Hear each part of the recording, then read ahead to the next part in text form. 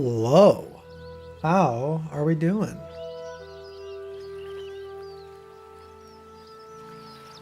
I hope we're doing good.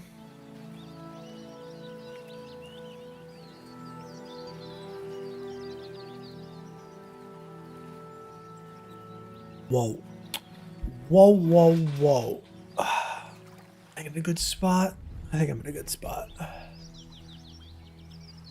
Welcome, welcome, welcome. We'll be playing here in a little second. Hopefully players will be rolling in and get some the tech stuff out of the way. Be Gucci. You're a nerd.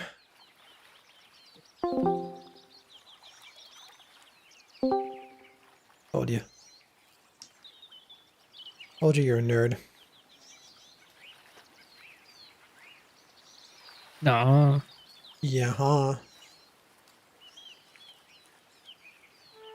Oh boy. Yeah, cameras are all sorts of fucked. So, side note, Yeah, what's up? a bunch of level 2 enemies don't stand a chance against a single level 20 paladin. Just throwing that out there. Yeah, I think I could have told you that one, Chief. What's your AC? Do you have magic items at all? Yeah, I have a few. 26. Yeah, I don't think that's even possible for them to hit unless they crit. Yeah, I'm doing the goblin camp right now. Your goblin what? He's nuts. What the fuck? Why would you say that? I don't know how I'm gonna do Grim by myself. I'm not sure I know who that is. The adamantite golem thing. Oh. I mean, you can just DPS it, right? It's just, you'll just take a lot of damage. Yeah, but I'm on auto mode, so if I die, I'm like dead. But I do have healing potions. Can't you just like have like one versus? Can't you always just play with like 3 people and then you're never actually dead? Yeah, exactly. That's how I actually beat honor mode the first time. So you were dishonorable. That's how you beat honor mode. Correct. I mean, you can play the entire game except for like the last part of the game with 3 people.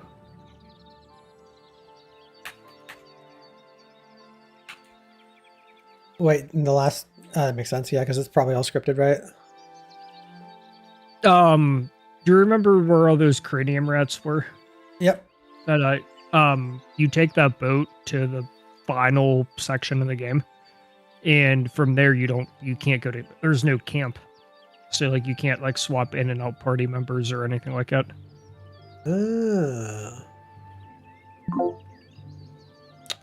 I bet this looks really weird right now, doesn't it?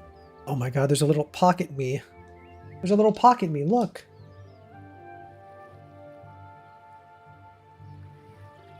Until everyone's in here, it doesn't matter if you have your camera on or not, because it's gonna fuck with everything.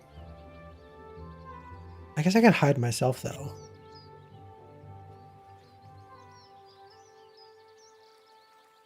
Of course, I want to absorb the tadpole.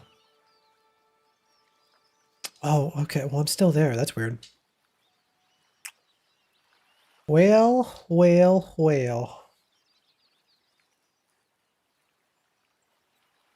I'll do one more fight, and actually, I'll probably be able to finish the entire goblin camp then.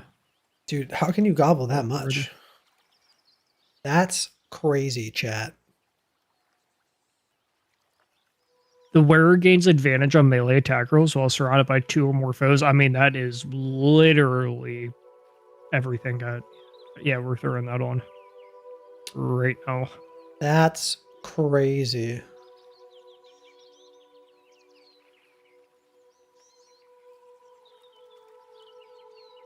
What's even more crazier are the boots I have on. Let's see if I'll finish his spells. He said he was going to.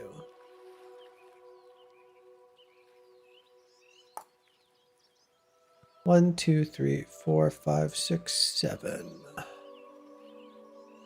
He's missing. No, that is 7. Oh wait, no, he's missing 4 because 4 of those 7 are his domain spells. Well, well, I'm well. so dead right now. Like I am beyond tired. Did you take a 5-hour energy? No, I'm gonna make a coffee once we get started, or like whenever people start showing up. I 'Cause I got a mean, Keurig. ooh, think. Yep. There's Ross. I think the only person that's currently in the wind is Kyle. Let's see. How's it going, Ross?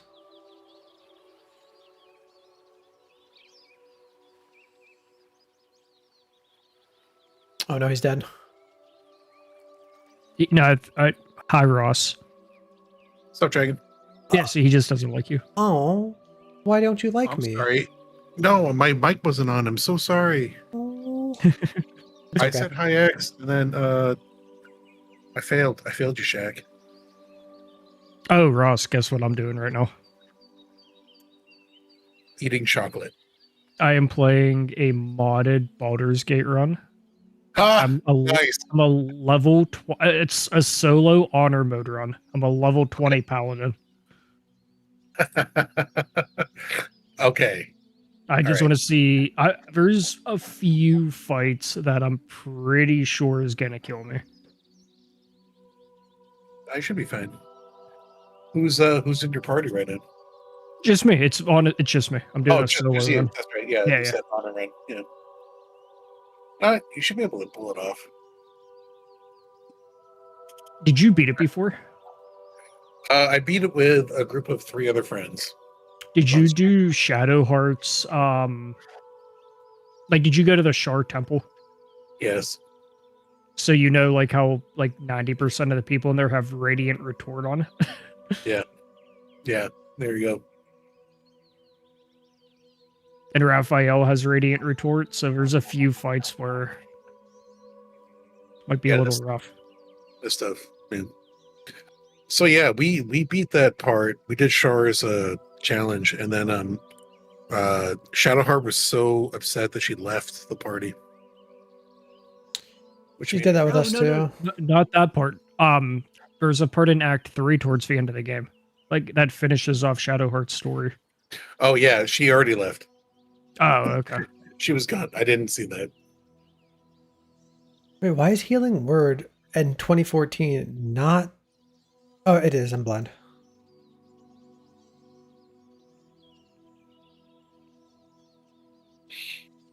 Okay, just waiting for. I think I'll call him Muna for now, and Kyle to show up, and we can get camera situated, and then we can start playing. Wait, what was that? Say my name. Dragon? No, my character name.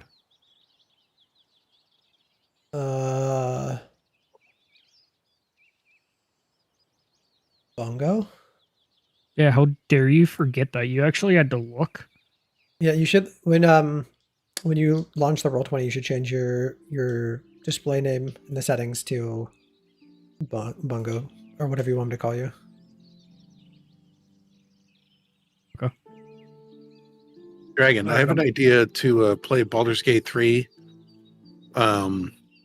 where I have to choose dialogue option 2 no matter what. I think that's funny. I think that's funny. I can't wait to play it. I'm going to do it. It's going to be stupid. Wait. Do a Dark Urge playthrough and do that because, you know, like you could be bouncing back and forth between like good responses or asshole responses. And you get the benefits of being a Dark Urge too, because they have like class or origin specific items. I think the purpose of this is for me to get like bludgeoned to death by goblins. Oh, be careful with a Dark Urge playthrough with the Orin fight. Oh, yeah. It's a 1v1 if you're a Yeah. Dark Urge. Is Roll20 being weird for anyone else right now? Not for me I'm currently. not on. Here, I'm gonna test. Roll 1d20. 18. Word game link. Right here. Okay. I don't know. It's okay, whatever. Refreshing fixed it for me. Yeah, I'm just gonna launch it in Firefox. I'm gonna go make a coffee. Coffee. Coffee.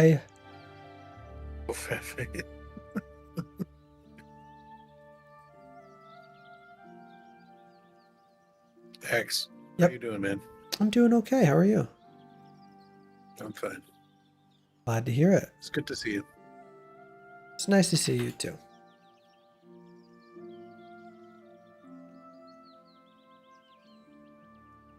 Ross, you're a beautiful human being. Thank you. So are you. What prompted that? I'm a bard. I have 18 charisma. I'm just trying to whiz everybody right now.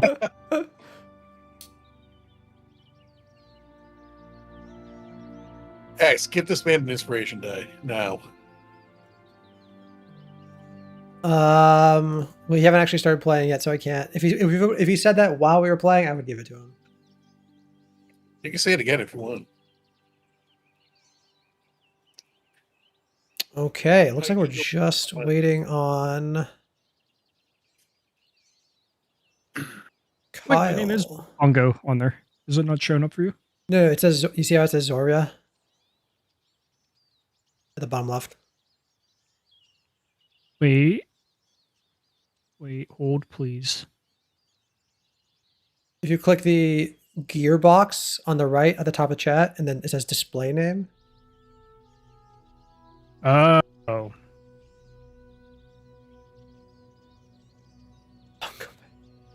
Yup. That's the thing. Hola. Oh, hey. Sorry, I'm gonna go make my thing. I'll literally be 1 minute. Hello. What shall the players call you as a person? What should they call you? Oh my god, you're muted. Yeah, you're muted.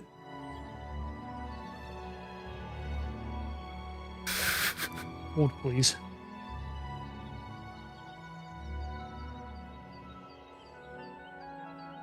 No, that didn't work. That's not working. I have mending. Do I'm gonna cast mending. Make sure it's the right microphone at Discord. Make sure Discord has it set to the right mic. All right, I'll be right back. Yeah, that's oftentimes the culprit.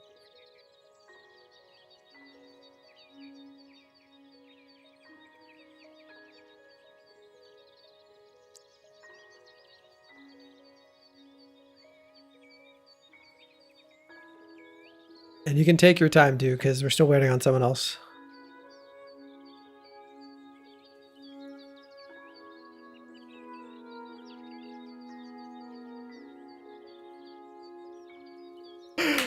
Tech issues! Yay! Hooray!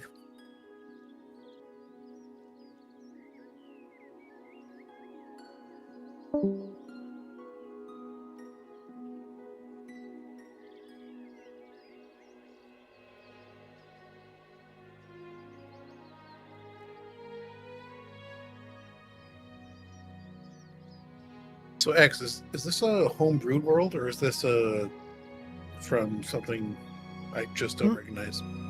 This is my homebrew world. Yeah, this is the world that I made when I was like, I want to start playing D&D, and I became the DM because Nice. I'm the one that wanted to start playing. So this is the world. Yep. I see. Well, I can't wait to explore it. It's gonna be fun. Hopefully, that's the goal. I don't know if you know this or not, but that's actually the point of D&D is to have fun. It's true. I'm somewhat aware of the goals of the dragons and the dungeons. Dragon has much different goals. Let's be fair.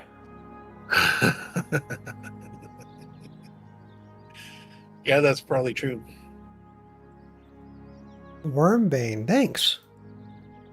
So the story behind this map is I use Hexgrapher to like make the homebrew world. And then I wanted like an in-game map. So I, basically drew in like GIMP over the homebrew map on Hexgrapher. And like stylized it. But it was good. And actually, it looks really nice. Maybe I'll post that map sometime. But this map right here is ChatGPT's interpretation of my drawn map, because I wanted it to be functional for my game, was literally still a hex map.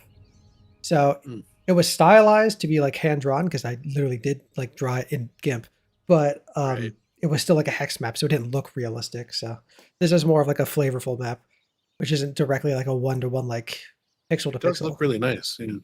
Well, thank you. I appreciate that. This will be the first session, yes. Yeah, holy PPA. This is the first session. Welcome to the chat. Good to see you. Okay. Well, Say something.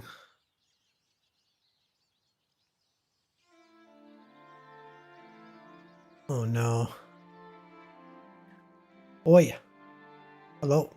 Oi, Muna. nice to meet you. If you're speaking, we can't hear you.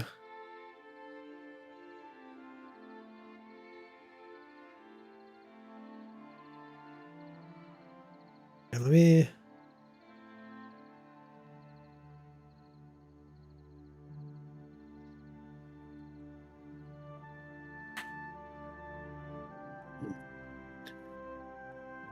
Doesn't sound like we have them yet. I was gonna say earlier that I used a campaign cartographer to make a map, which looks okay, but it's kind of hard to use. Yeah. And this looks better, honestly. Well, thank you. You know what? Let me see if I can. Since we're just waiting here, Kyle is currently AFK, like missing in action, which is kind of worrying me.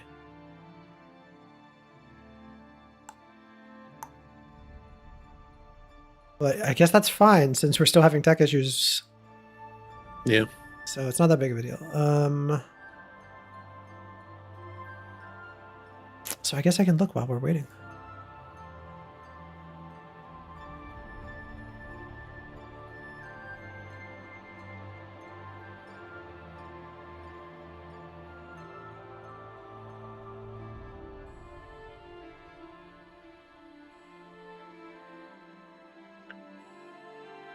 Oi, Lepa.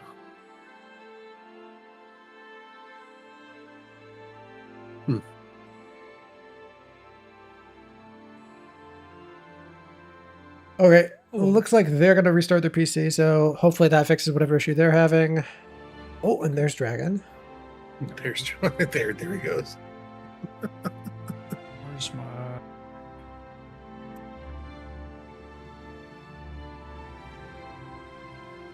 One second, please. Take your time. We are big chilling right now.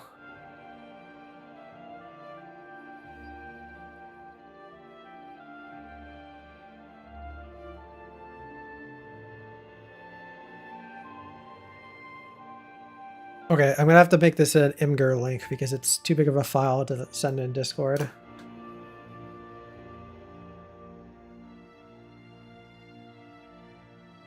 Okay. Dude, sometimes there's just crazy things on Imgur's homepage. Do you didn't even have a background image or something, right? Not necessarily.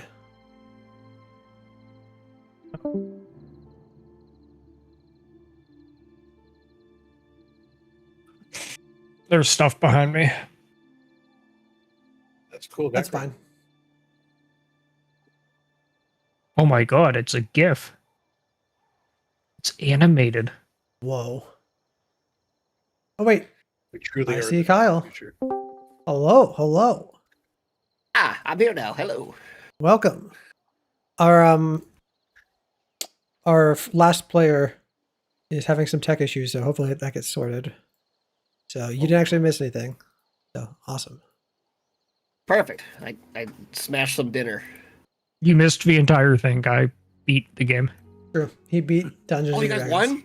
Ah, sweet. As long as I get my name on the credits, I'm happy. What's up, Kyle? How you doing? How's it going, guys? How's it going? It's good to see you, man. Oh, it's nice seeing you guys again.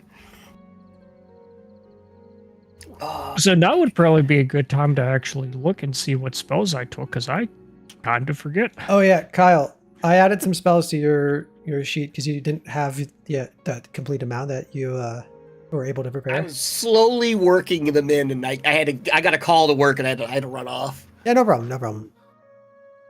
And then I saw you had him in there. I'm like, yay! Yeah, I just added. I think it was like 3 spells or 4 spells.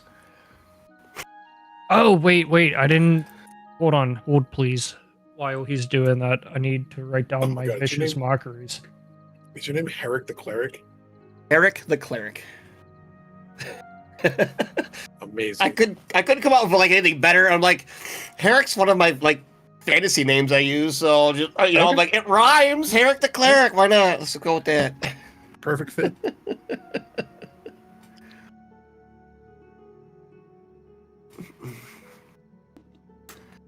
Awesome. All right. Yep. So once we get all in here and I get the camera situated for There we go. I thought I could pop it out. for stream, I'll do like I'll read an intro. I'll ask you guys to introduce yourselves as yourselves, not your characters. Then I'll read an intro, and then you'll introduce yourselves like narratively as it's appropriate when we get to after the intro part, okay? Sounds good. Then we're just playing the game, and then we're just having a grand old time.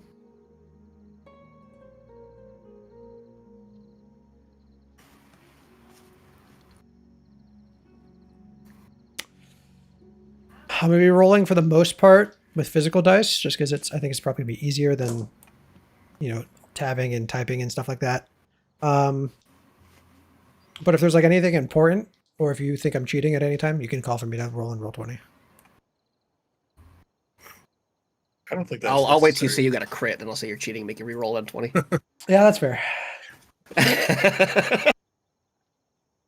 You just that's silver pretty fair. bars him to death. True. You definitely could. You gotta Hey. be like me and have the desk cam that points down, so you can have like a little camera off to the side. I have a pretty small desk. I have like that much room right out to work with. Oh, You're the reason baby gnomes cry. Boom, vicious mockery.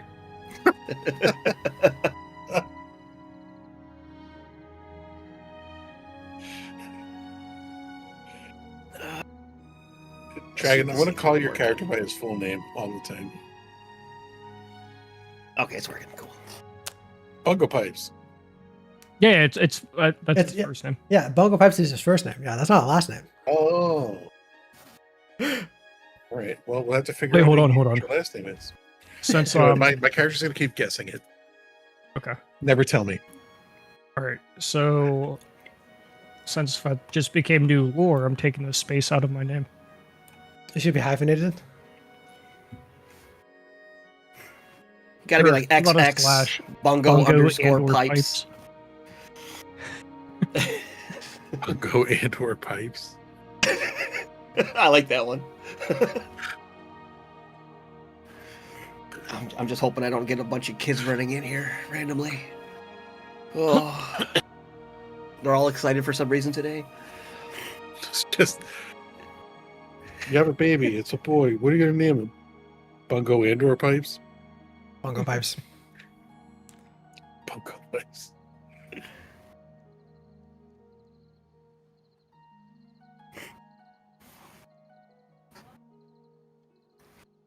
Does your character actually play pipes, or does he play something? Yeah. I gave him bagpipes.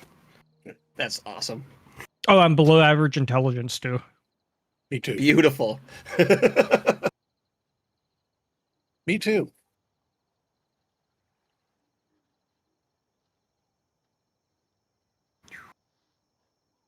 This is going to be stupid. Can't wait.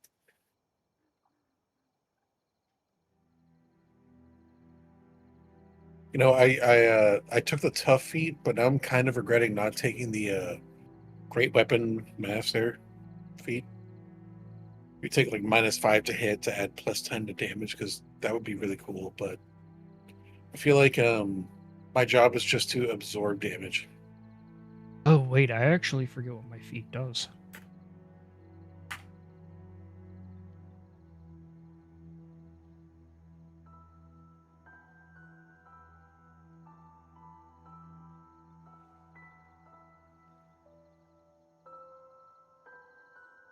Oh, Kyle, what subclass are you? I went with the light divinity. Ooh, Oh man, Life. Yeah, I went with life, I think it was. life. Yeah, they went with Hell life. yeah. Yeah, life. I went full support. Full support buff. Okay. life clerics are like my favorite thing to play. I'll just be on the back line and be like, "Go team, go!" You know, take You some don't out of have my to be. beer keg. You don't have to be. Okay. I mean, prepare sanctuary. Mic check. Be enough Hello. gunfighter. Okay, we can hear you. Hello. Yes, this everything should be good now. Yeah. Quick explanation for everyone else. I couldn't find my camera, just from moving. I never set it back up, and then I tried to use my work computer as my camera, but they obviously don't allow use of microphone on third-party apps. So, you know. Uh, Okay, so that's totally cool. Before we get started, does anyone have any questions about anything? Well, I said I got camera stuff. Or drinks provided. You're a drink.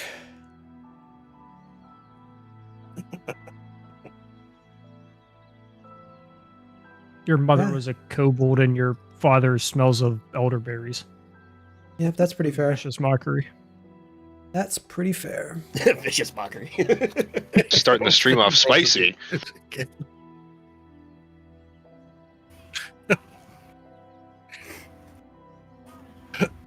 Feel free to chat amongst yourselves. Well, this will take me like a couple minutes. All right. Well, for anyone who doesn't know me, my name is Ross. Oh yeah, if you guys want to introduce yourselves, yeah, sorry for interrupting, but if you want to introduce yourselves as people, feel free. No problem. I randomly found X while they were streaming Helldivers. I just wanted to find a Helldiver stream to watch, and it turned out that he loves D&D, and so do I. So we became online friends. That's who I am. That's where I come from. I have It's a a better Twitch story channel than what I called got. Kelvin's Coin. That's it. I remember doing a little bit of Helldivers back in the day. I missed that game a little bit. I heard it's not getting not very good reviews all of a sudden. I guess a lot of people are angry with it. I don't know why. Like any video game, it has its every time it updates, there are people who are just like, game's dying, it's dead, blah, blah, blah. Like any game. Oh, of course. People need to just chill out and just remember that they're playing Super Troopers in real life. Super Troopers? No. That's the Vermont State Police movie. That's hilarious, by the way. Yeah, what is that movie called? It's called Rico, Denise Stars Richards. Troopers.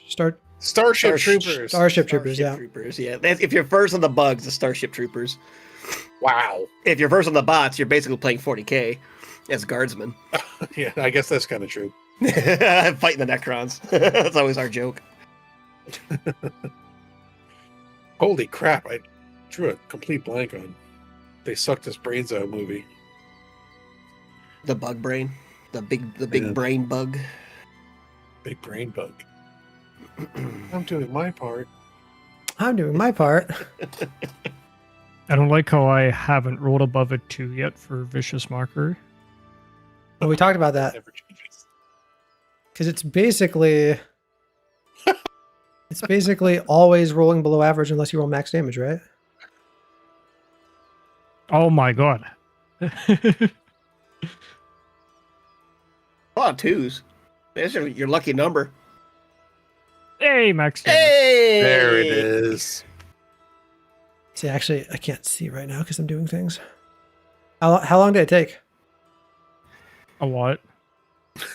It finally got a 4.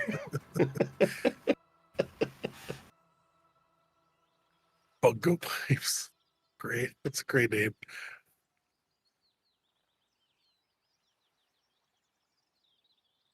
Okay, I talked about this very briefly just before you joined back. Muna? Should we call you Muna? Is that what? Probably not Poop Gas. We can call you Poop Gas if you want, but up to you.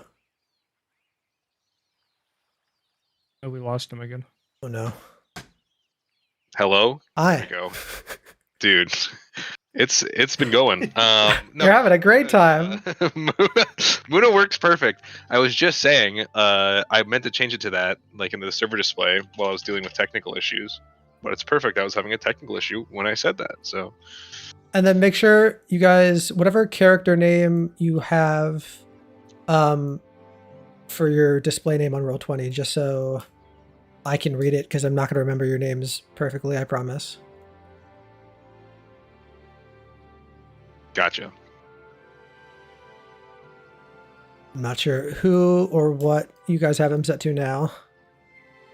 Should be my character. Yeah. Mine should be good too. Mine should say Bastion. As in Sebastian. Bastion, Bunko Pipes, Herrick, and Tristan. Yep, looks good to me. Brand.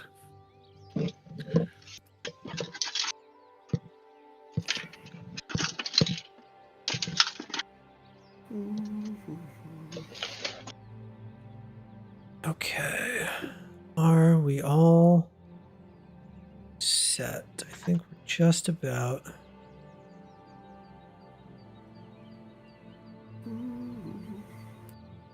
Looks pretty good. Okay.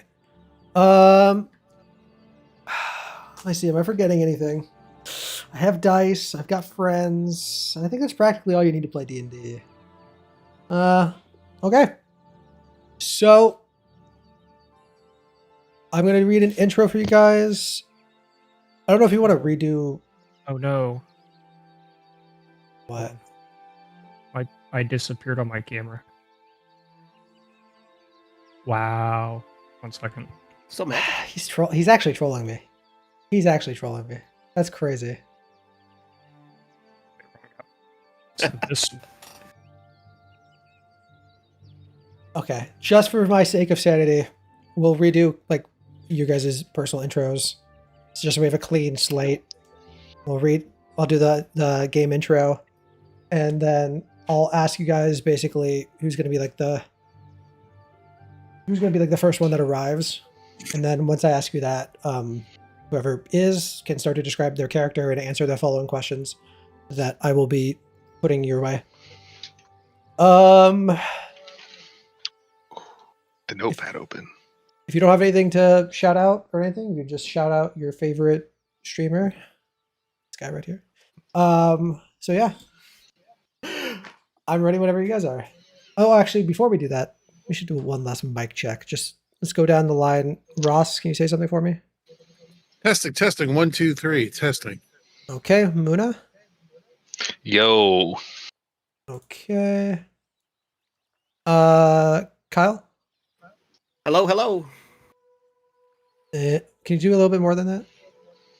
Hello, can you hear me? I am now speaking into the microphone. Okay, that's good. And then Dragon. someday you'll meet a doppelganger of yourself and be disappointed. Boom. Vicious mockery. It sounds like someone was echoing a little bit. Oh no, was it me? Let me talk really loud. Okay, I didn't hear it. I didn't hear it that time. I think it might be Muna. It might be a Is it little bit, me? Ooh. maybe a little bit of an echo. So either turn down your. Me? Well, you're wearing a headset, right? Yeah. So I'm kind of confused it's doing that. Someday gonna make it meet a doppelganger and be disappointed. That's funny Oh. as hell. Hi. I think it's okay. Any better now? Yeah, I think that's good. Cool. Cool. That's so good. See, this is actually me just trolling Muna because he feels really bad, you know. So then, because this guy is actually the DM for the game that I play in off stream. So if he feels bad, he has to reward my character, you know. The inspiration for an inspiration. There you go. A life for a Quid life, pro quo. a soul for a soul. Okay. We'll go down the line. Ross, Muna, Kyle, Dragon. So, hi, welcome. This is gonna be the first session of a little mini campaign I put together. I don't really have a title for it now, but perhaps we'll discover the title in the journey along the way. So Ross, do you care to kick us off? Sure. Hi, my name is Ross Liberty. I am the broadcaster and YouTuber for a channel called Kelvin's Coin TV. I met X just randomly. I was watching some Helldiver streams, and X happened to be playing Helldivers too. And we learned through chat that he loves D&D, and so do I. And so now I'm here. This is what, like the third time I played on a stream of yours? Second or third time? I think the third game, second like session or something, or other way around. Yeah. We also played together on Dragon Stream. True. That was nice. That's me. Muna, anything to announce? Muna. Yeah, just a personal friend of X for many years. I've been playing D&D with him for many years. Yeah, that's kind of all I have to say. Been a while since I've been a player, been a DM for a bit, so excited to be a player again. Welcome back, Poopcast. Welcome back. It's The player stinky. side of things. Oh, it's gonna be stinky. Kyle, you want to go? Hello, my name's Kyle. I'm also known as a fan artist on the Art of Lore show. Do Warhammer things. As you can see, the Warhammer stuff and the minis and painting and stuff. And eventually, once my arm is all back together and healed again, I'll be back to painting. But until then, I'm having a lot of fun doing D&D stuff and various other tabletop stuff. It's a lot of fun, a lot of fun with X. You definitely gotta like and subscribe and follow and all the fun stuff. Oh yes, always. Good times. And Among Us. Among Us. And Dragon, last but not least. I'm Dragon. I'm tired. I'm friends with X. We play games together. That's about it. He's got a Twitch channel too. True. You can check it out. Dragon the Yeah. West. Simple. Okay. So with that out of the way, I am going to read a little intro for you guys. Strap in. Take notes if you want to. Yes. The year is 424 of the modern era. 16 years have passed since the Galaxian Empire's halted annexation of the Pantera Islands, where Galaxians met final resistance in the ancient magical lands of Lever. It's been 21 years since the annexation of the Sidantian lowlands, and 35 years since the fall of Theodare to the hands of the Emperor Autocrator. In response to this era of change, their northern neighbors have grown increasingly militarized, wary of the Galaxians' expanding reach. To the northeast lies the fractured mercenary kingdoms of Bertal, divided between its bicameral seats, the noble conclave, and its southern principality. To the northwest stretches the once wild region of Tolosa, now brought to heel under the banner of an adamant fist holding a shining hammer. This is the banner of the upstarted War King, whose prowess in battle is spoken as myth, despite its recency in years. Perhaps the Galicians will have to look elsewhere for their expansion. Each one of you, have received a letter. A promise of fortune, promise of purpose. A quest, mysterious in nature, but clearly serious, as this patron, unknown to you, has addressed each of you by name. This letter is signed off with a single initial, the letter H. It calls you to the city of Angelvale for a meeting. Upon arriving to the Ivorlad's pub, you're instructed to ask the keep for an Armenian coffee service. And so, this is where our story begins.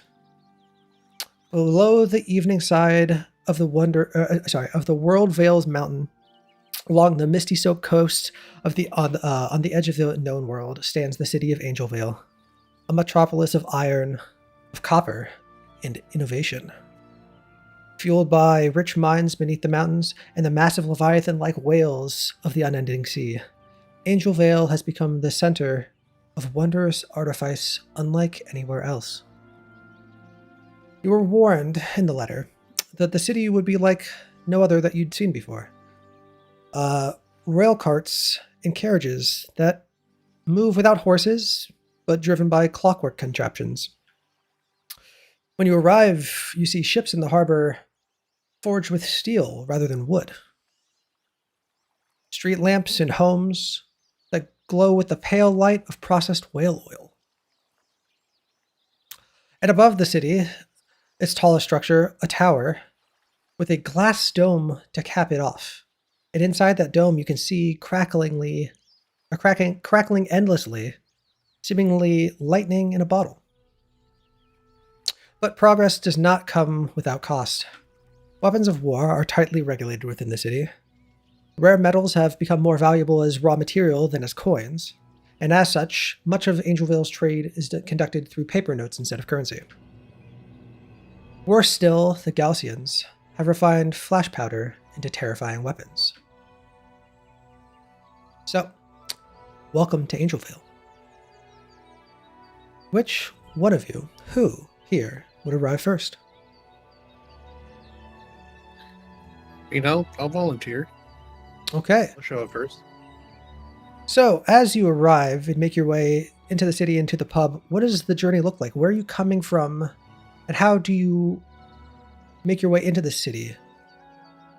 What troubles? What troubles do you run into on your way, and as you make it through the city? Do these regulations, do this artifice stop you and hinder you? And what troubles does your character not have because of who they are and what they're good at? Well, those are all really interesting questions. Allow me to illustrate. This might answer all the questions, just showing you like where I'm coming from. Of course.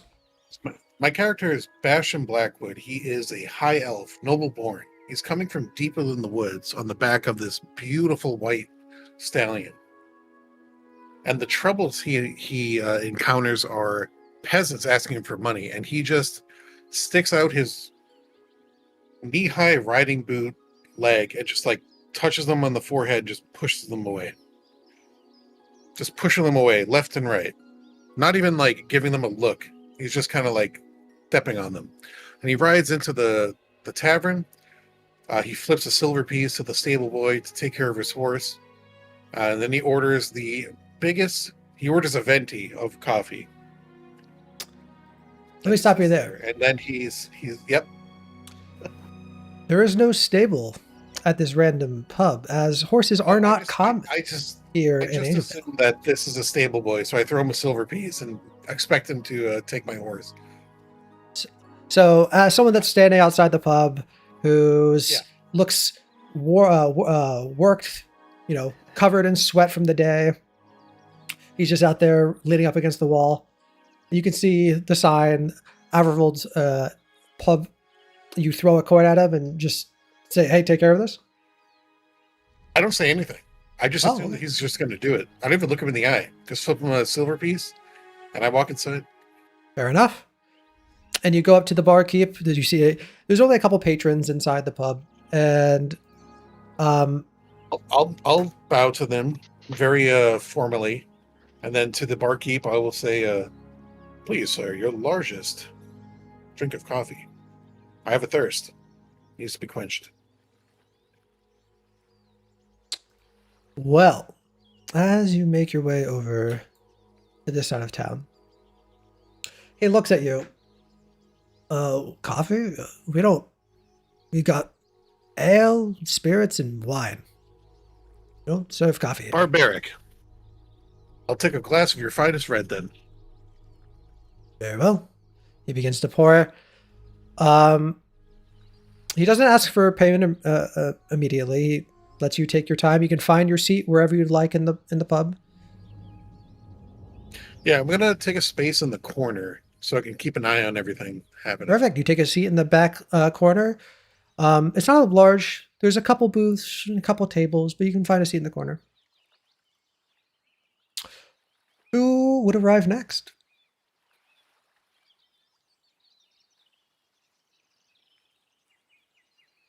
Okay. I can go next. I'll reiterate the questions for you, just to keep them fresh in your mind. What does the journey look like as you make your way into the city and from where you came? What troubles do you run into on your way, and what troubles do you overcome that weren't even troubles to begin with because of who you were? Well, I'm assuming since I'm assuming this city here is what's the most common race here? Is it like a fairly diverse? Is it fairly mostly human-esque? It's fairly diverse, but generally speaking, the Gaussian Empire is primarily humans. Overwhelming plurality, I'd say, of humans. I am a human cleric, so I imagine I could enter the city fairly simple. I don't know if they would want to check anything of my persons. I got my basic adventurer's gear, nothing out of the ordinary. Besides the holy symbol on my shield, maybe giving myself away as a cleric, and I'm assuming I'd be able to just kind of mosey on way, find my way to the pub. Depending on how many pubs are along the way to said pub, that might be my problem. Like, if I could just walk down Main Street and it's the first pub, I'm great. I'm golden. Now, if I'm walking there and there's a pub before this pub, that's where I might have a problem. This is like I said, this is a very industrialized city as far as the world of, D&D is concerned. So there would be a lot of pubs, a lot of people that are, when they get off work, even if they work like graveyard and they get off in the morning, they're going to the pub. They need to relax. So you would pass several pubs. And this particular pub, you'd have to ask around to find it. It's not a big pub and it's not in a major street. So yeah, you would stop at probably at least 4 or 5 pubs along the way. So after my 8 drinks, I think I would stumble into the pub. You go up to the barkeep. There's 3 patrons in there. He looks at you. He can tell you've been drinking. He starts to pour an ale without you having even asked for one. Can I get you anything else? Yeah. The bar pub thing. The drink, yeah, drink good. Something about a coffee. Coffee? What? Hold on. Start pattering around. I pull out the letter. I go, this coffee. I need a coffee.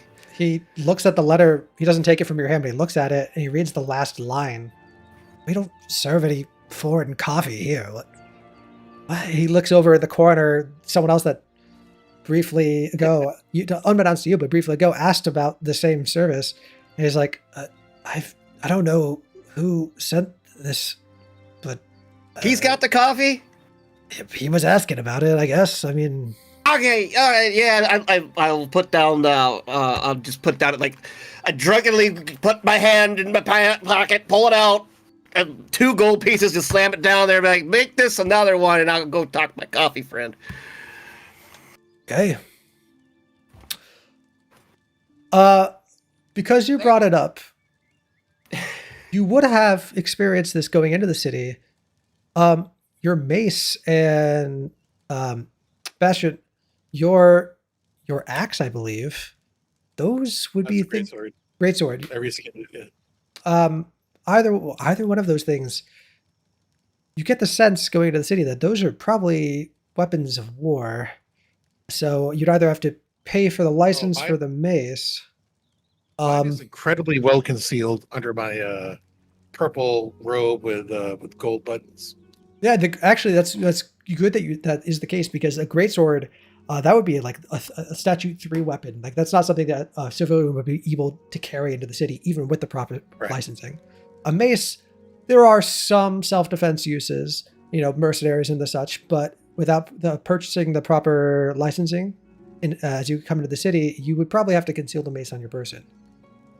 Well, coming upon the city, if they would have said, "Hey, for you to have the weapon, you got to pay a fine or a fee or something to have the weapon," I would have paid that fee. That I would have followed the rules. Okay, if you were open about carrying the mace in the city, they'd ask you for 100 gold pieces.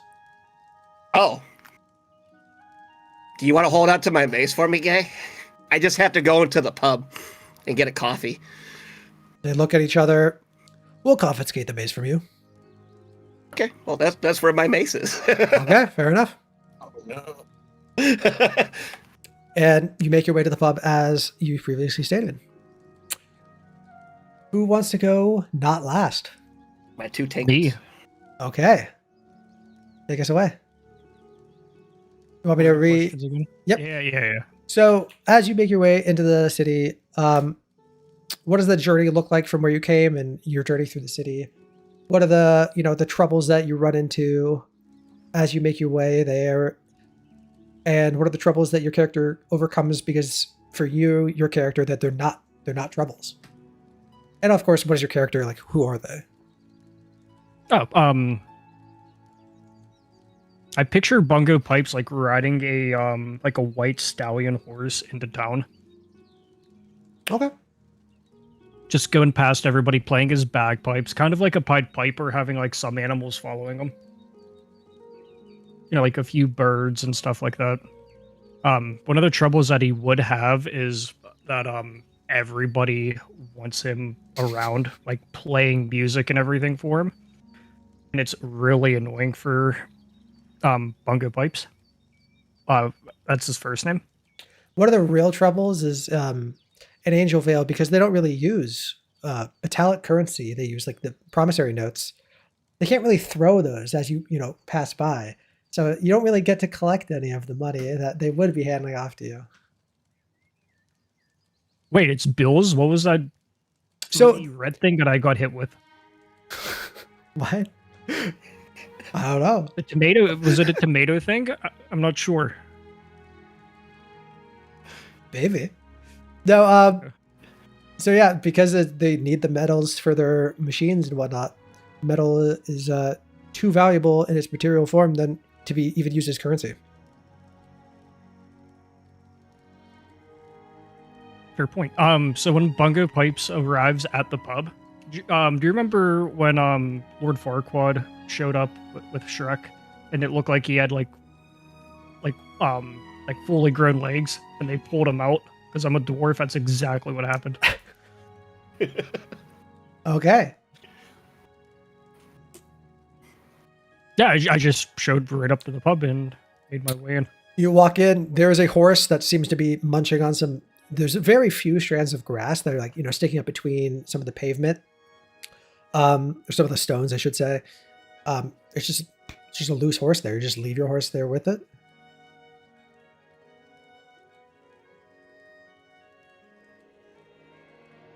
Yeah. Yeah, okay. Why not? Yeah. Okay. Hopefully no one steals your horse. You make your way inside. You see there's 4 patrons in the pub and someone behind the bar who looks up at you, kind of eyeballs you. You're a garish person, I would assume. Wait, he looks up at me? Well, he looks you up and down. Okay. He raises his gaze down, up from the bar, and looks you up and down. And he, without really saying anything, because you can see that his eyes kind of shoot over to the corner of the room. He's suspicious of you already, without you having approached him quite yet. But feel free to if you'd like to.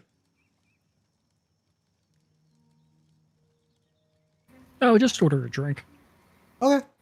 You You just want an ale? Yeah, that's all I want. Very well. Pours you. And goes about his business. When I whisper in his ear, kind of like a little bit, like, "Do you have any coffee?" He's turned away. He's wiping the corner of the bar, making himself look busy. He's just clearly doesn't want to have conversation with you. And as you whisper that, he just, I think those are the guys you're looking for over there. And he points to the corner of the room where you see two people that obviously are not from this town. They're standing out.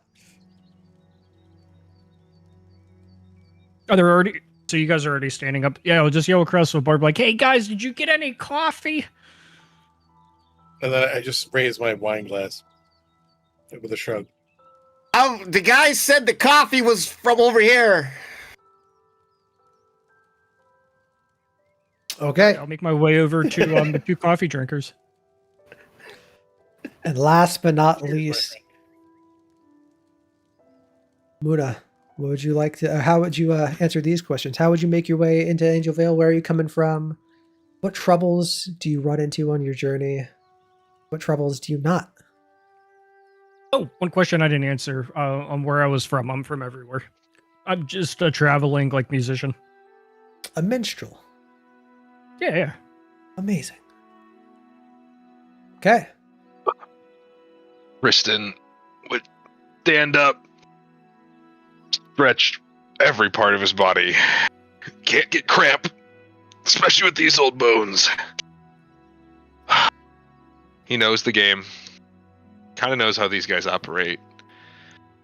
Start to collect his things and make his best effort to really embrace his appearance. Putting every weapon in a good spot where he can hide it.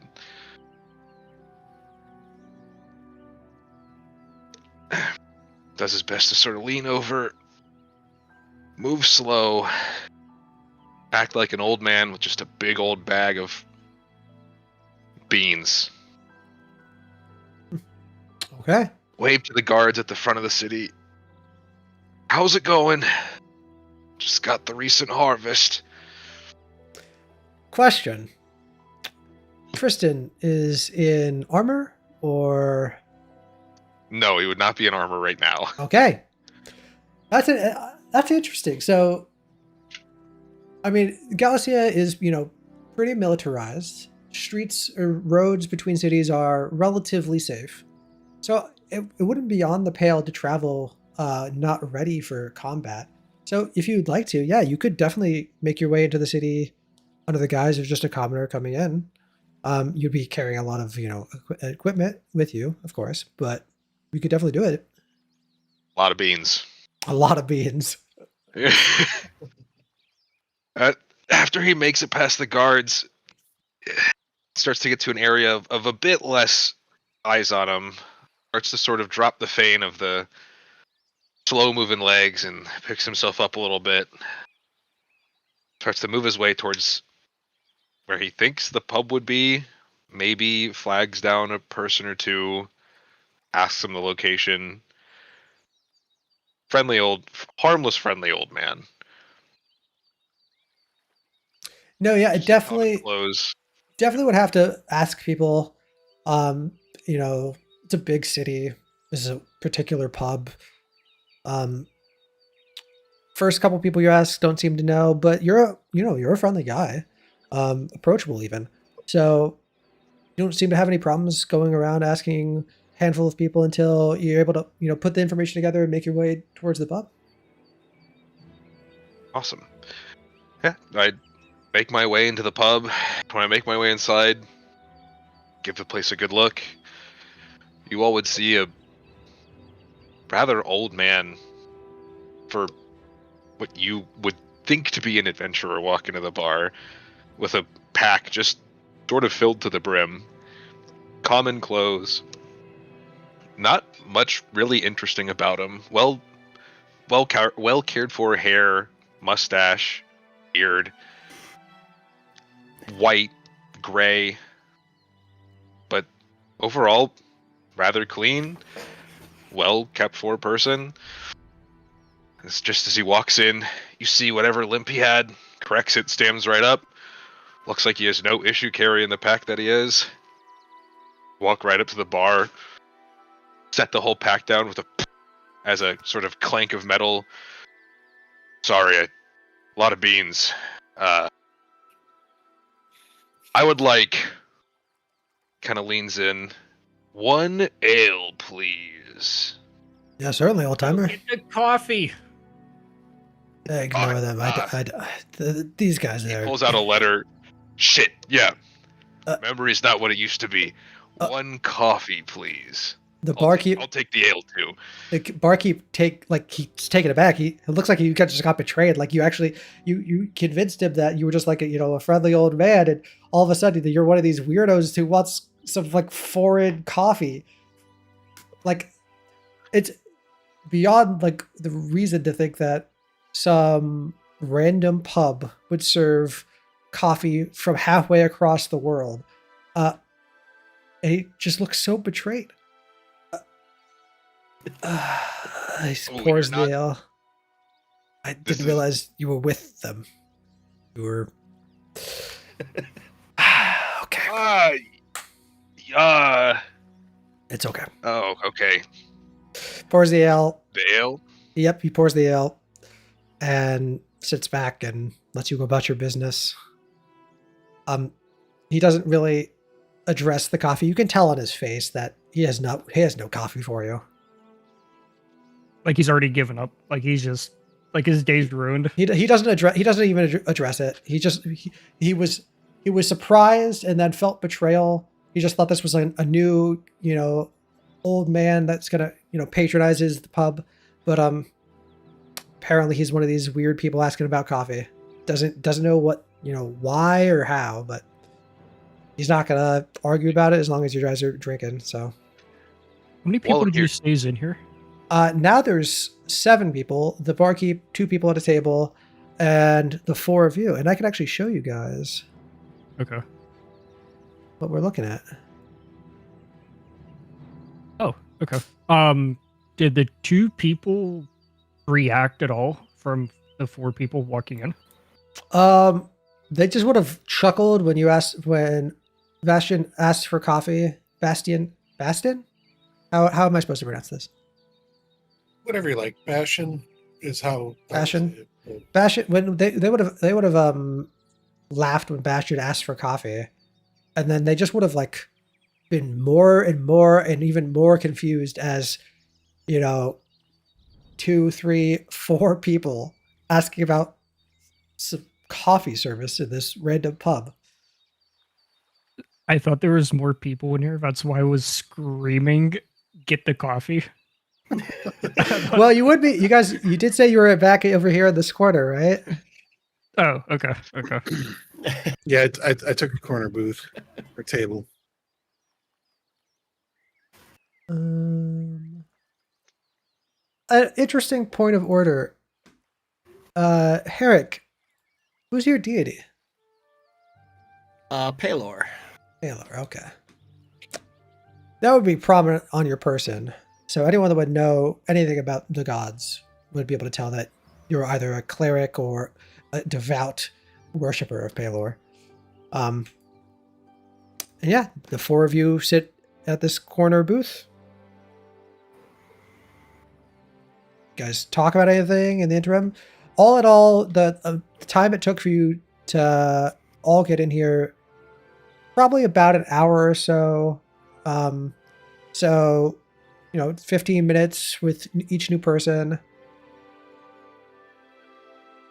What I happens? think like after I went over to the table, like I would have just like talked to him and like just made jokes about like us ordering coffee because like I'm just being a goofball. Like I know it doesn't exist. Just like lightening the mood and stuff. And I think I would probably just hang out somewhere close to him and just play like a little music. Yeah. Have any of you Like guys ever? nothing crazy or Coffee. anything. Just little like upbeat music and stuff. Just chilling. Out of the booth. Like maybe like right, I don't know, like right here ish. Tristan would be slumped back with his tankard, probably almost already finished by now. Have any of you all actually had coffee before? It's quite rare in these parts. What kind of question is that? Of course, I've had coffee before. All right, I mean, yeah, sure, coffee. why not? I've had coffee. Yeah. Who hasn't? Who hasn't had coffee? I haven't. Oh, okay. Does anybody want to let him know what coffee is? I know. yeah. I would love to tell you all about coffee. Then I'm just gonna go on a big rant about what coffee is. You know, normal bard stuff. As I'm I'll let like I'm him- playing an instrument and just like tell them a story about coffee, like the entire lore of coffee as I'm playing music. Right. Does Bungo Pipes? I cast a mage hand to like stifle his mouth. First question: does Bungo Pipes know what coffee is?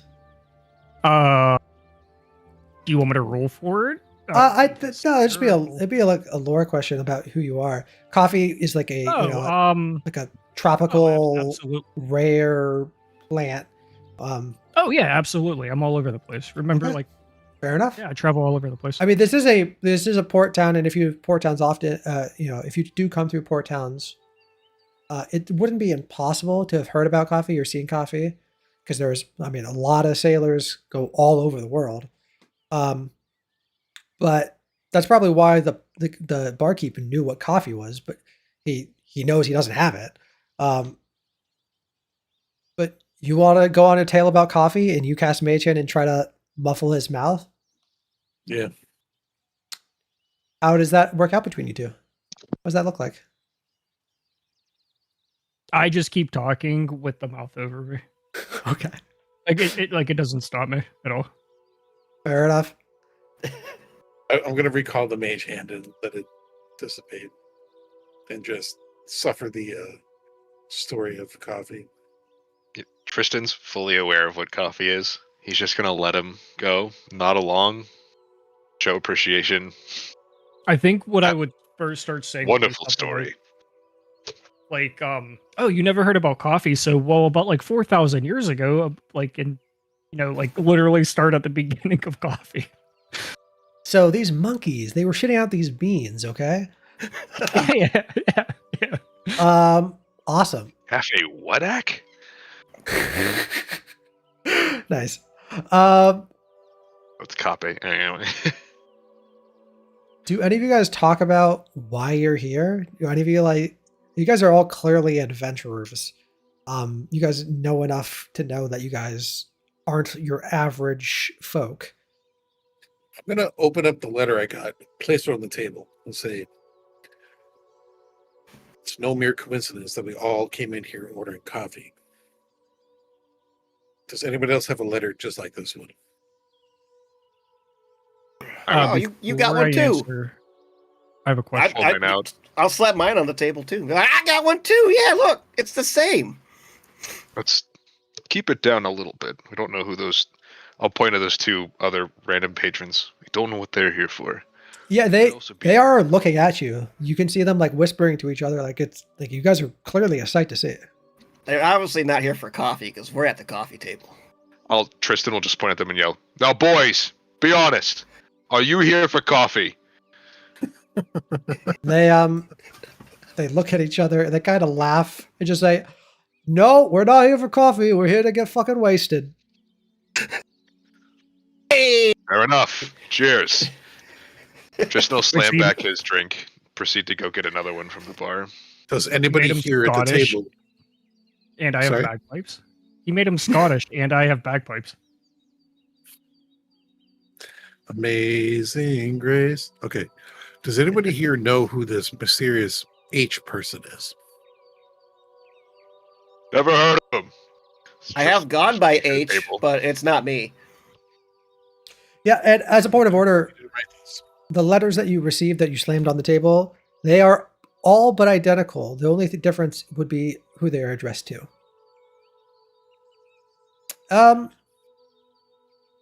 What are you guys' passive perceptions?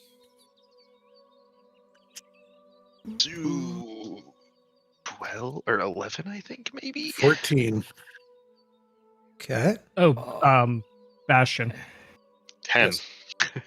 When you asked, do you know anybody that starts with H? I just start listing every H name in alphabetical order. Do the X, do you want to do the AC perception thing in our names? Nah, that's fine. I'm blind. Cool. 10. Mine's also 14. I'm just 10. blind. I couldn't find it. Okay. So you go up, you get another drink, you come back as they're discussing. They're talking about, you hear bongo pipes listing off a bunch of names. All happen to start with H. And as this is going on, seemingly out of thin air, all of a sudden there's like a piece of paper that is like drifting towards you guys. And it stops above the table. It doesn't look like it's like hovering in place. It just looks like it's like being held up by something invisible. And then it's dropped and it drifts down to the table. It has writing on it in common. Tristan will slowly reach out to grab it, unless anyone reaches for it faster.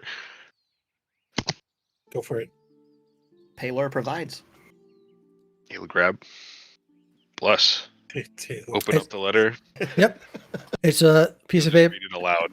It's a piece of paper. It says, "Your drinks have been paid for. Come up to the attic." Oh, shit. Drinks have been paid for.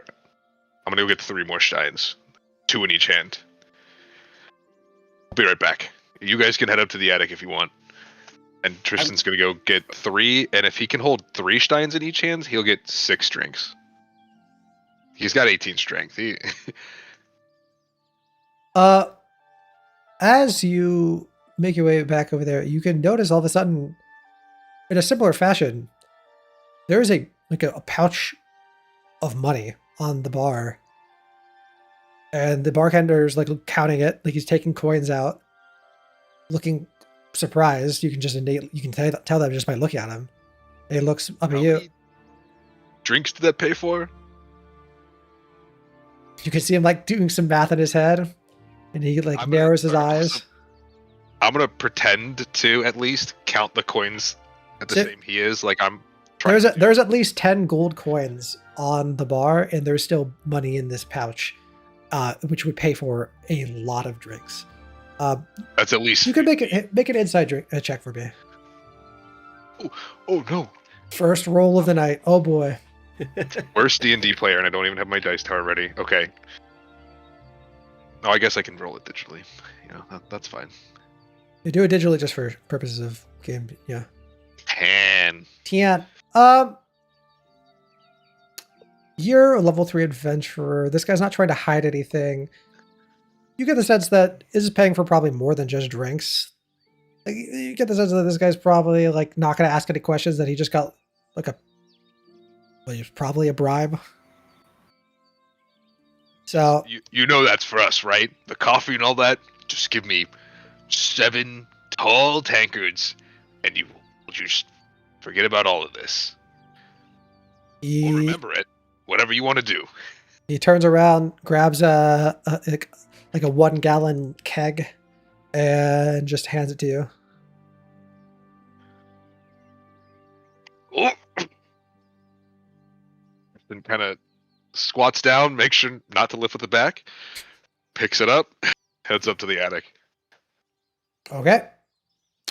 The rest of you have started to make your way up there? I'm going to go to the bar. I mean, because we have money for their drinks and stuff. I'm going to pick up a few of them, too. Yeah, same. Go to the bar. I gave your friend. You should. Yeah, he just hands you more tankards. I'd clip my tankard, put it on the bar, dump the 2 tankards into it, grab my tankard, lock up the stairs. Bastion leaves some swill in his wine glass, makes a show of redoing his double-breasted coat, and then puts his hands behind his back and strides very casually over to the stairs and starts to climb. Okay, you guys make your way up the stairs. There's a small hallway with a couple rooms on either side, and at the end of the hallway, there's like a step ladder with a hatch that presumably leads to the attic. You guys make your way into the attic? Yeah, I'm gonna pull that down and Yep. open Okay. that hatch and make my way up. Anything you do before you make your way inside? No. Yeah, just Oh, I want to ask the bartender if he just have like a somewhat of a normal conversation with him, but I want to ask him if who gave him that money. I don't know, and I don't want to know.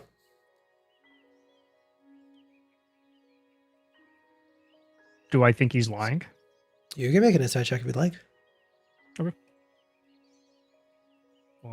more important first roll of the night.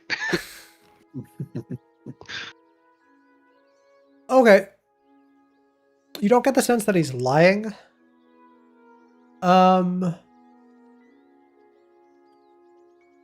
You get the sense that he's being genuine, but you can't really tell too much beyond that.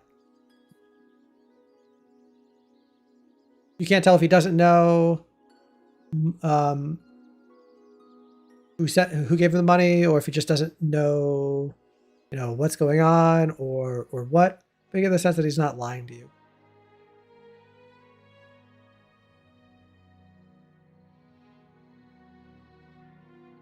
Okay.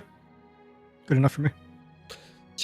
So the last one to enter the attic is Mongo Pipes. You guys climb up the staircase and throw open the trapdoor. It's not trapped, it's just a trapdoor. You climb up inside to a dusty room that's probably about a fourth in size to that of the the ground floor. Most of it cut off by the roofing. There's boxes or crates, canvas thrown over, lots of things, and it's seemingly empty. You don't see any other people, just see a lot of dusty things. Once you enter Bongo Pipes, you close the trapdoor behind you.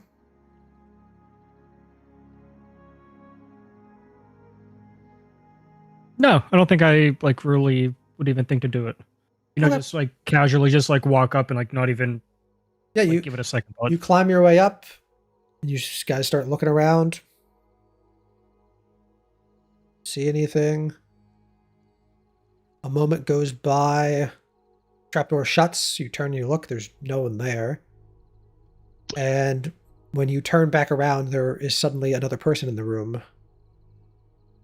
You don't know if they teleported in. You don't know if they were invisible and they became visible. You don't know if they were just hiding in the shadows. You have no idea where they came from. But you Kristen see... would immediately reach for a dagger, not to be ready, but he would have his right hand on his dagger on a hip, left hand up, hold. I will say you would immediately do that, but in the most immediate moment after, you would relax, as you'd see a relatively moderately tall, short for a high elf, but relatively average height, high elf, standing, strangely enough, dressed similar to Bastion, but over top his white and gold robes, there are leather pieces. Bracer on his left arm, made of bronze. A pauldron on his left shoulder, made of bronze with two spikes coming out of it. He has a hat on his head with a feather. He appears to be an adventurer. And he looks at all of you. He looks at Tristan. He almost looks embarrassed. Tristan, you actually recognize this elf.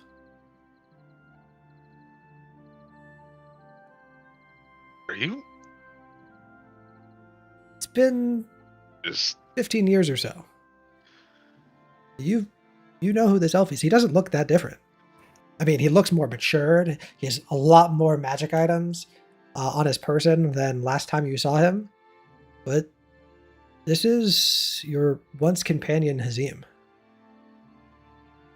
Holy shit. Glad to see you made it out. Looks like you did more with yourself than I ever did. You have no idea. Hello. You can just call me H. I'm sure you're wondering why I called you all here. You're adventurers, and you all have talents that I'd be looking to hire. I've got a need and a want to acquire a handful of items, and I'm quite busy. So, if you wouldn't mind accepting my offer. Okay, I'll do it. Splendid. Do you speak for the whole group? He's looking hopefully.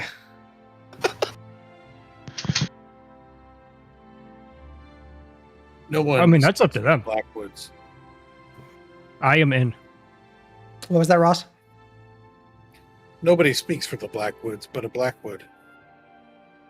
Well then, sort of Blackwood, what is it that you say? What are these items and where can we find them? Can I jump up and down in front of him and just keep going? Please, please, please, please, please, please, please, please. He raises his hand for you to be still for a moment, and you kind of feel your body like get pushed. Like he doesn't do anything harmful, and you don't actually move, but you can feel like a telekinetic force on your body momentarily, where he's trying to like calm you down. I was doing it to Bastion. So Hazim, although you don't know this to be his name, would do that nonetheless, and he does that. He raises his hand. He's like, "Shh, we don't want to draw any more attention to ourselves than is necessary." Yes, I can go into that, but before we continue, I would like some assurance that you lot aren't going to be spreading this information. I'll tell you the specifics as best I know them if you do accept, but I can tell you that I will pay you, it counts the four of you, we'll say 2,000 in total if you retrieve all three of these items for me. Holy shit. That's a lot for coffee. That's Last a I lot. saw you. A lot for anyone. 2,000 platinum pieces is a lot of money even for me. And for those, jumping, can I just move up and down like without my feet going next to Ross or Bastion and just whisper, please, please, please, please, please, please, please. and for those that, Platinum? yeah, for those that don't know, 2,000 platinum pieces is 20,000 gold pieces. Oh my god. Okay. What are these items? A lot of money even for you, Bastion. Yes. Gosh. Yes, like I said, I don't want to tell you the specifics until you agree. But they are all over across the countryside. But the first one will be passing by here shortly.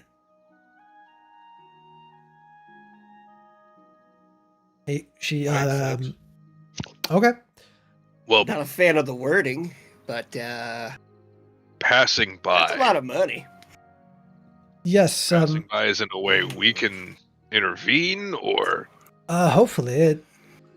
If you do end up missing them, there's a chance that you might be able to recover it on the return. But, like I said, I don't want to get into specifics until you agree. And Hazim kind of looks over towards you, Herrick, as you're the only person who I don't believe. Tristan, have you said yes yet?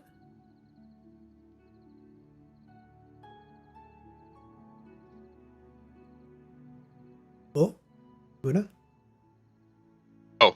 yes. Okay, so Well, I was just waiting for if he like responded in a way. I was mainly just getting at like, you know, can't use a boat if it flies over our head. Can't really do that. yes, So as long as he, you would be able to. I've already made some arrangements for it if you want to get the most immediate window. But Herrick, is that a yes? I mean, if all the other guys want to go get the coffee, I'll go get the coffee. That's what we're supposed to do, right? It's not coffee that I'm asking for. That was just a code. I was listening in just so I know your name, but I've not actually seen you in person before. I don't actually have the capability. Well, I do, but it's not quite easy for me to scry on people. So yes, then. Yes. 1, 2, 3, 4. You 4 yeses? All in agreement? Okay. Well, I'll take your word for it then. Yes, there are 3 items I'd like you to retrieve for me. The first one is a weapon that will be being smuggled up the canal on, let's just say a privateer's ship. And it wasn't exactly procured in the most legal sense, so I would like you to procure the item back. If you wouldn't mind. It's a weapon, like I said. Magical in nature. The second item is this is the one I'm the least knowledgeable about. I believe it's some type of throne or chair, but it itself is also magical in nature. It's from an extraplanar ship. That is to the far northeast. And the last thing is an artifact that may be in a recently uncovered temple. As he's telling us the items, I would like to blow my nose on his robe. Just grab his You robe. would not be able to touch him. He is quite a slippery fellow. If you'd like to make a grapple attempt, you are more than welcome to try. I'll just use Bastion's clothes. Very well. Off with you. So, if you are to do this, and you did say you would, the Raptor's Call is the name of the ship. Will be sailing through the Great Works Canal, making its way to a potential buyer in Bertol. On 3 days from now, I've arranged a rowboat if you'd care to row yourself up the canal. I'm more than willing to cover the fees of traversal as well. I can point to... he walks over to one of the cloths. He'd clearly been up here for a while because he knows that this is here for some reason. And he pulls a piece of canvas off, or he pulls a piece of cloth off what appears to be a half-painted canvas. And he shows to you the... more or less the map at which you had seen previously. This is a diegetic rendering of what he's showing you. And he takes out a quill and begins to mark things off the map. He vaguely gestures to the Galician Empire. He vaguely gestures to the Kingdom of Bertol up here, to the region of Tolosa. And he says, yes, we're here in Angelvale, as I'm sure you know. And the canal passes by right here. It makes its way up to Sky Eye Spring and all the way over to the Kern Mere over here.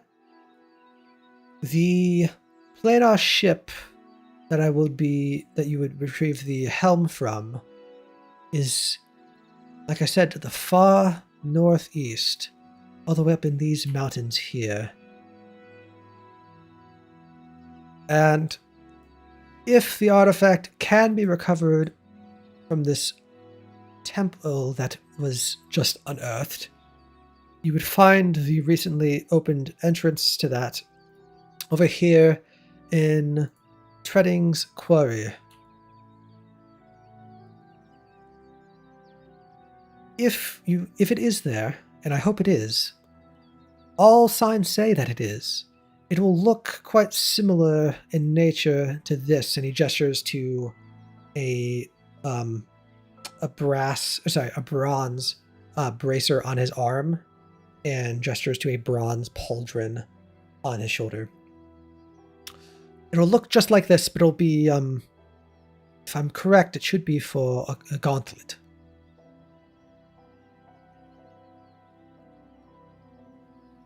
Oh my god, you're turning into Iron Man. They are quite mysterious but powerful artifacts. Good to see former people finding so much success. Say we go for it. Wonderful. A lot of money, boys. It's a lot of money.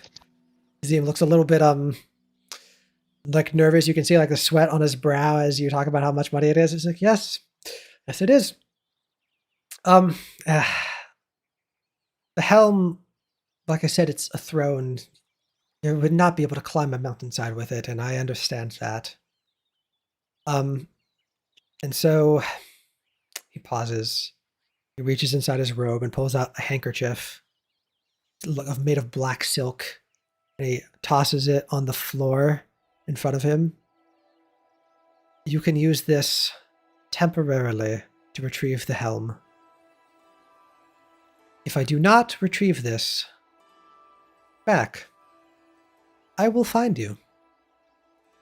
I already knew your name without having ever met you. I promise you, if I do not retrieve this handkerchief back, I will find you. I pick up the handkerchief and I use it as a pocket square in my purple coat. That's not how you are to use it. Here, if you I blow my nose in it. definitely don't do that. If you do that, I will still find you.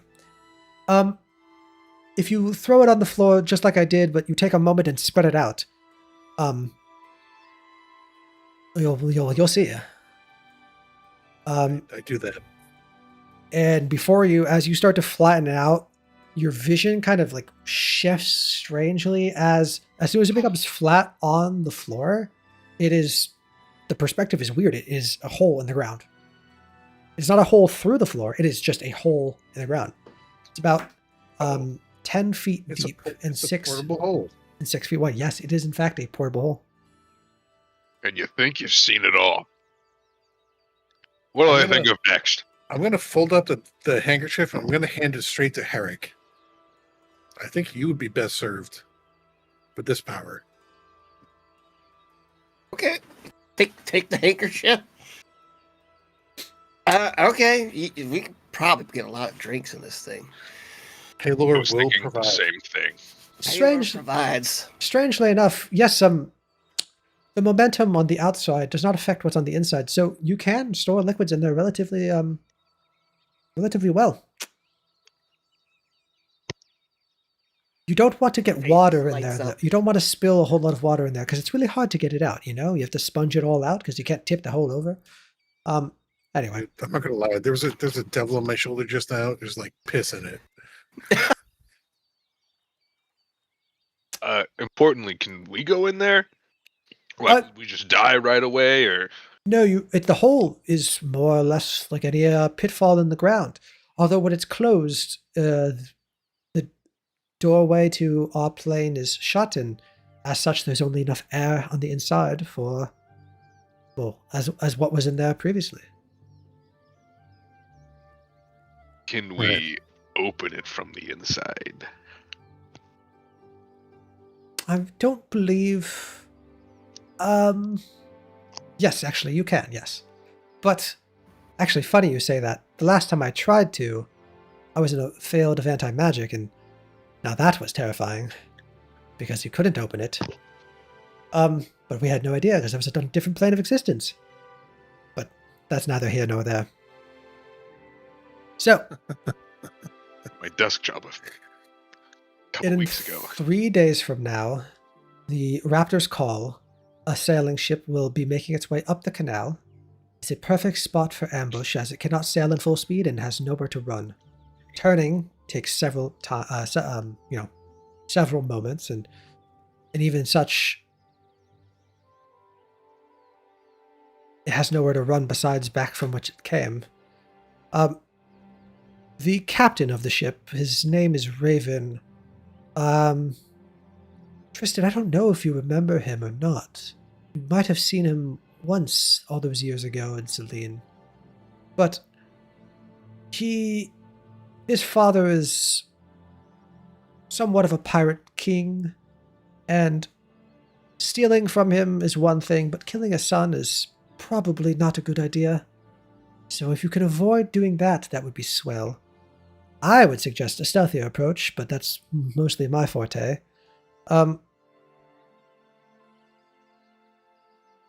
Yes, any questions about that? I hate to be the guy to blow a good opportunity here, but why don't you do it? I don't want to lose the opportunity. I'm asking what makes us right for the cause. That If I were to get caught, that would be worse. I'm also makes sense. quite busy. You typically don't want to, let's say, let slip information about a particular magical item, and then after a thief steals that item, steal it from them? If that makes sense.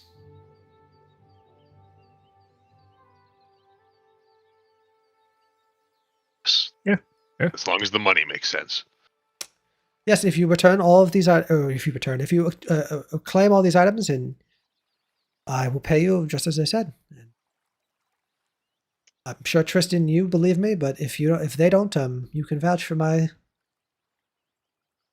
moral. Certainly. I mean, I was in instantly. I don't care if he's lying. I'm just doing it. Well, then, like I said, I marked all of these locations here. The Raptor's Call, pointing it to where the ship will be on the canal. This crashed planar ship up here in the mountains, and marks it over there. And this uncovered temple inside Treading's quarry. The rest I'll leave up to you. Like I said, I am a busy man. If you have no questions for me, I will be back here in 1 month. What kind of man is Captain Raven? He's not a bad spirit, but he is a pirate. But like I said, you don't want to kill him, or I would ask very kindly that you do not kill him. So, if you do come to blows, perhaps it's better that you don't come to blows. I see. We shall do our best. Well, newfound friends, I believe that the canal is our first endeavor. Let's find this Yeah, Captain Raven and bring him to heel. I'm Sorry. gonna make my last way question. back down into the pub. What caliber is this ship? A warship, a longboat? It's a sailing ship. It is situated for combat. I mean, it's a pirate ship, like I said. I would suggest the stealthier approach. But perhaps you can come up with any plan you'd like. It is, canal. It is a perfect opportunity for ambush, but there's also perfect opportunity for any sorts of misdirection or misfortune. Does this ship make port anywhere along the canal? It does not make. As It will not be making port anywhere once it enters the canal. It'll be sailing non-stop until it makes its way to a port in Bertal. In fact, it is not even going to be making port here in Angel Vale. As I said, it is a pirate ship, and they don't want to get any extra scrutiny on them than would be necessary. I would look for some type of hidden container that they'll be smuggling this item in. I'm sure there'll be other goods on there if you'd like. Take whatever you see fit. I'm sure they'll notice the item will be missing, so whatever you can get away with. But like I said, I would suggest a stealthier approach. And if that is all, I will take my dismissal. Yeah, I'm making my Or way just- down into the pub right now. I just see this like one of them action plays. We're just going to jump on the ship while it's running up the canal. Okay. Right? Right. Um, Yeah. If you have any way to tell the bartender to give us another gallon on your way out, that'd be Gallon. perfect to see. A To gallon the is best a of lot of my ale. knowledge. Oh, no. I have You the perfect gave us thing a for it. whole- I pull out the handkerchief. I To the I best put of my this one in knowledge, there. is the bartender just like a common person? Like, is there anything that stands out that would make me think that he's not a commoner? No, it's the best of your knowledge. I mean, you even like look at him pretty up and down, pretty good when you were checking him out. He seems to just be like a normal guy. I want to point to or like talk to Herrick. I'm like, hey, come down to the pub real quick. I want to show you something. So as you guys start to make your way out of the attic, one of you picks up the half-drawn canvas. You can cut it out, or you can take the whole canvas and put it in the hole if you like, as this makeshift map. Azim nods. He goes to shake Tristan's hand. He says, it was nice seeing you. If you ever want to make your way over to Amina Al Azim, that's where I'm calling home now. Place is just a little too warm for me. Maybe I'll That's true. fully retire there. Let's see how you say after the frozen mountains. I've been there before. They're quite frigid. And with that, he reaches into his robe, pulls out maybe like 4 or 5 by 5 inch square clay tablet, steps back from you, Tristan, chucks the tablet on the ground. It cracks in half, and blue magic begins to pour out of it, and Azim is sucked into it and disappears.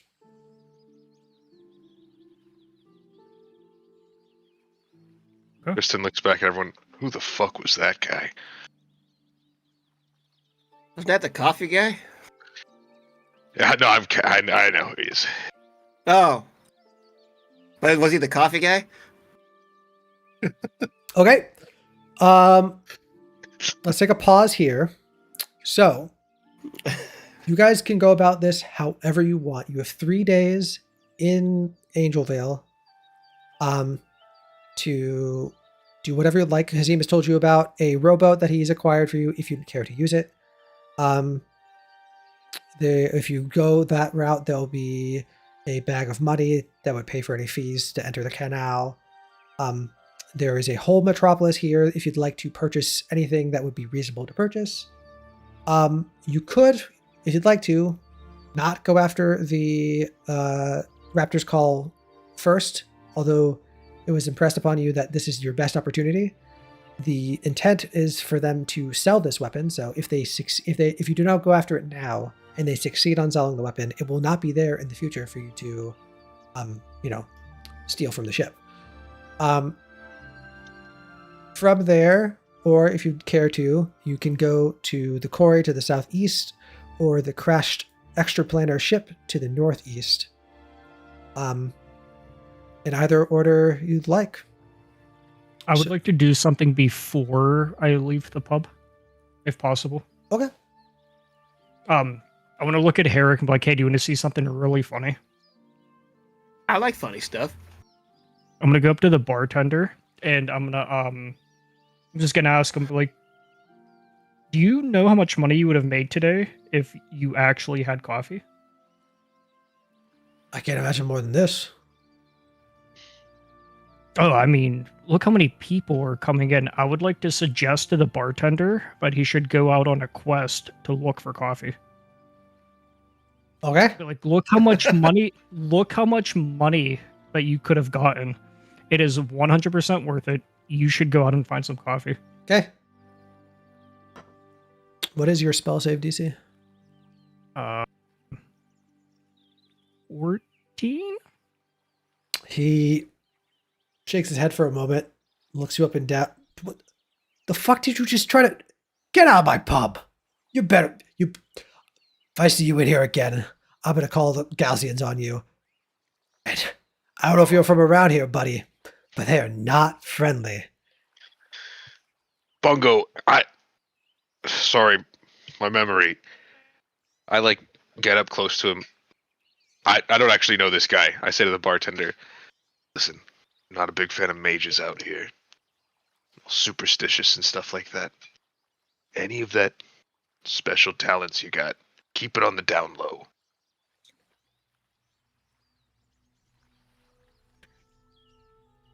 He's a get outside this- commoner. How did he have more than a +2? He didn't. Okay. He rolled crazy. Best roll of his life. Above average roll, but nothing insane. Okay. I did take a spell slot off for that. It was 100% worth it. No, yeah. With that, We he have would. 3 days now. Yeah, with that, you would need to leave immediately. Otherwise, there would be, in fact, trouble. What, with 3 commoners? Right? No. Well, unless you're going to kill them, they would like get authorities because you just tried to force him to leave his business. To go on a quest to find Well, coffee. Yeah, but he's going to assume you're trying to do something more dubious than just be, a little prankster boy. Now, if that worked, do you know how funny that would have been? Because I can concentrate on it for 8 hours. So he would Oh, I know. 8 hours. Yeah, he would have spent 8 hours looking for coffee. But No, this place would have got run dry by the 2 people. They would have went out and got a bunch of people to come and just drink for free. Free booze. Okay, No. so how do you, so talk to me? You Make don't a have to move, role boy. play. We can talk out of character. What are you guys going to be doing? Closest. I would suggest the closest one. No, yeah, If the pirate ship as it's Definitely. coming. yeah. We It got was 3 days of prep. Yeah, it was definitely impressed upon you that it's not really a choice whether or not you should go after that one first. You should, but if you were to fail, there is a chance that you could attempt it again if they are unable to secure the trade of whoever's trying to buy the weapon. So, are any of you familiar with lean in real close and kind of beckon everyone to lean in closer? Any of you familiar with how to create or sell or purchase explosives in the Gulfstream Empire?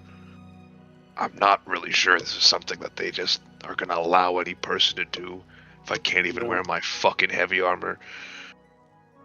Well, Monica, Tristan. can I cuss? Am I cool with cussing? Oh yeah, no, yeah. Dude, that's Okay, totally cool. Just want to make Uh, sure. Yeah, my how about- fucking heavy armor. I will say this as a point of order, you could wear your heavy armor for a couple of reasons. One, defensive things like that aren't as regulated as weapons are, and then 2, you were a member of the Galaxy military. So if someone's like, "Hey, why do you have a sword?" You could be like, "Hey, I'm a fucking lieutenant. Fuck off." Retired, trying to keep it on the down low for now. Yeah, I mean, Tristan, yeah. Are you a paladin? I again look around. Yeah, it's not something everyone I know is aware of, but quite a devoted man. A lot of this is just a front. Okay, just for a question, out of character, how tall is Tristan? I'm just curious. Like 6 foot on the dot. He was a tall, well-built human. When Tristan asked his question about if we knew about explosives or anything, I want to crawl up his back and whisper in his ear, "I do not know anything about explosives." Also, as That's exactly what someone who knows about explosives would do. as a point of order, magic is not illegal. There is an esoteric nature to mostly arcane magic. Divine magic is pretty chill. However, if you go around town casting spells on people, that would be not good. If you go around casting, suggestions or charm persons on people and they know about it, that would be something that would be, akin to assaulting someone. What about on animals? They don't have rights. If you cast on someone else's animal and they see you, then they'll be like, Peter's gonna close his stream down. "What do you want me to say? Animals don't have rights." There is with that being said, there is a bit of a notable nervousness to a lot of the things, like when he mentioned wearing his heavy armor, or mentioned like don't use spells in the city that you can see coming off of Tristan. I mean, Sort of like almost a paranoia. I didn't take mine off. I do gotta go get my mace though. They wouldn't let me have my mace. I guess it was too sharp or pointy or blunt, and not sharp and pointy. I don't know, man. It's just a metal stick, but I'm not allowed to have it. I think we should resolve everything around town, and then head out there as soon as we can. Make camp and get a lay of the land. Okay. Can I touch a seagull and cast Bee Sense? Pick up the mace on the way out. You'll definitely. You would have to grab some food or something to get a seagull close enough so that you could. It is a touch range spell. Yeah. You have to bait in a seagull first so that you would be able to touch it. Because if you just walk up to a seagull, it's going to fly away. So Yeah. you can if you get food, you can make me an animal handling check to see if it gets still enough for Okay. you to then cast the I spell. would like to do that, please. I rolled a Four? 4.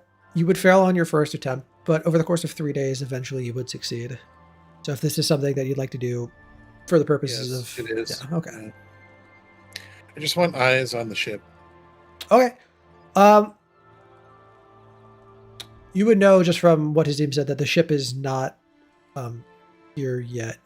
How long does the spell last for? 1 hour? Yeah.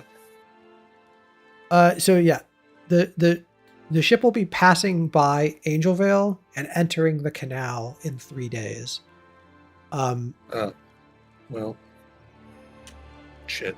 So at some point on the 3rd day, somewhere on the canal is probably the best place to, sneak up on it.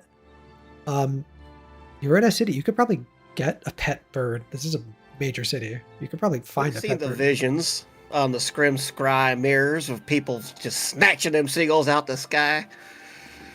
Yeah, actually, if you wanted to, you could just capture a seagull and just have a seagull. You just gotta wait. Well, maybe save it for the last day when we're going to do all the things. I'm sure any ship would love some pest control. We could probably get paid to catch a seagull. Yeah. Or Start the keeping rats. the wallet here, boys. No. I'm sure No. the pirate ship got a lot of rats on there. Get a little rat on there Bash running is not around. gonna I'm sure do the that. rat can find what we need. True. So how about this? You guys have decided you're going to go after Raptor's Call to try to get this weapon that they're smuggling. Yes. It's probably the best place to ambush them or sneak on board where the canal is because you know exactly where they're going to be. It's just a matter of time. The further up the canal, the more time it's going to take for them to get there, but you know that they will be passing by there. The canal is only, so wide. So what is your plan going to be? How are you guys going to be going about this? And from there, we can just start to decide what you need to do to prepare. Do we know about like the pirates on board? Do we know how they're dressed or anything? Just from like common knowledge of like what a pirate would look like or anything like that. You were not told of any special uniforms or anything like that, and from your general understanding of the world, most of the time pirates are just going to be dressed like commoners with leathers and stuff like that. They're more or You less mentioned- bandits, essentially. He mentioned there was a rowboat stashed we could use, right? We could Mhm. row up to it and sneak on that way. So you mentioned that there's a rowboat that he told you its whereabouts, and he told you that he stashed some money on board that you can use to pay your way into the canal. So you can take that money in that rowboat and row anywhere between Angel Vale, because the canal passes right by Angel Vale, literally all the way into this this major lake over here, this like ocean over here. The canal passes by Angel Vale, up the mountains through a series of locks into this spring lake on the mountaintop, and then continues on the other side of the spring down the mountain through a series of locks to connect to this major lake over here. How wide are the locks? Like once the boat, like when the boat's in there, like how actually Like, how wide is it? Like, how much clearance is between like the boat and the side of the lock? It's about the same width of the canal, and here's what I'll do. I'm gonna cover up the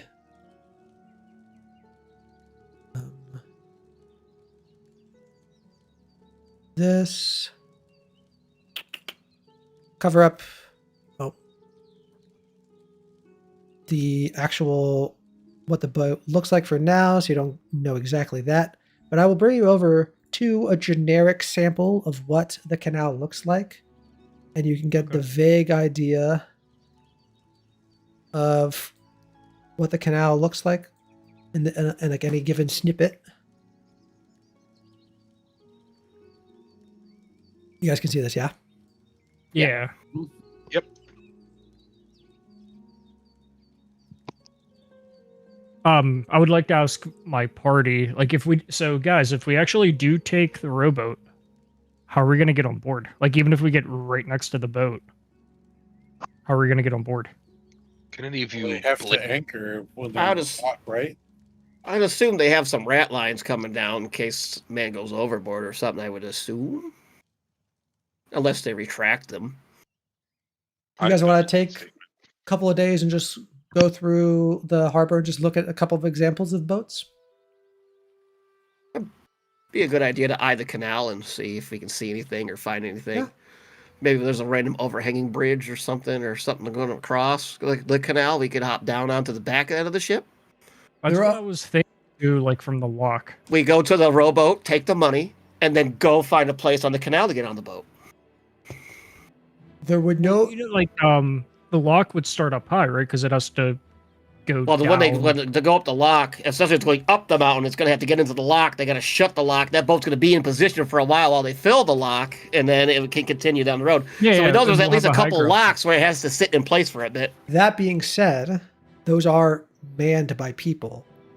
So will be completely stationary and will not be able to move at all, but there will be people working on like right there watching it rise and fall. So if there's a way that you You've never could... seen a cleric work a lock, a lock before? You guys I mean, you guys could hypothetically, I'm not saying this is a good idea because it probably isn't a good idea. You could commandeer the lock, pretend to be the lock crew, and then when it's in place, do something. We don't But have to commandeer it. We just get a part-time job as a Sulak boy or something. That's where I was going with the uniforms. I was trying to figure out, like, if we could just, find clothes that would match and just get on board and, like, blend in. Rub a little dirt on you. That's also possible. I will say the ship has to be moving incredibly slow because it's a sailing ship. It has to be moving incredibly slow while it's in the canal because you can see how big the canal is. It's not super big. So it's gonna be going like 1 to like 1.5 miles per hour when it's going through the canal.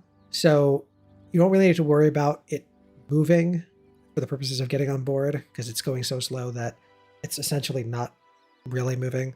If you are able to get next to it, you would be able to do anything you want to the side of it without it like worrying, without any major waves or anything like that. So yeah. Oh, one side question. If we are taking a few days to plan this out, do I get my spell slot back? Yeah, of course. Yeah, you would get several long rests, and if there are spells that you want to prepare for this, prepare those as well. Well, not a bard, but question for the paladin and the cleric. party. I'm assuming we're gonna go at night, no matter the plan, right? Just easier to sneak on board, like less likely to be seen, like no matter what the plan is at night. My eyes don't work as good as they used to. But if everyone else is good at going at night, I'll be good. Humans do Oh, not my have eyes didn't dark really vision. work. Yeah. It's because my eyes didn't really work at night in the first place. Wait, do I have dark vision? Dwarves do have dark vision. So, it is 19 miles or so from the ocean, from the sea to the spring on the mountain high spring. There are 3 locks um, that are about equally spaced out. We'll say in the last half of that distance. So 9 miles in will be the first lock. Then 4.5 miles after that will be the second lock.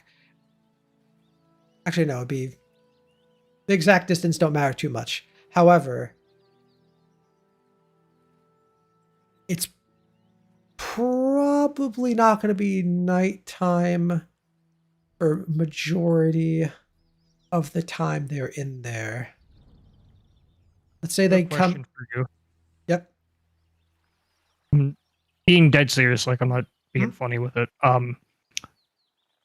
Does the ship have like side cannons, like on each side, like how like some ships like had like little flap open? So if you the cannon through the hole and everything.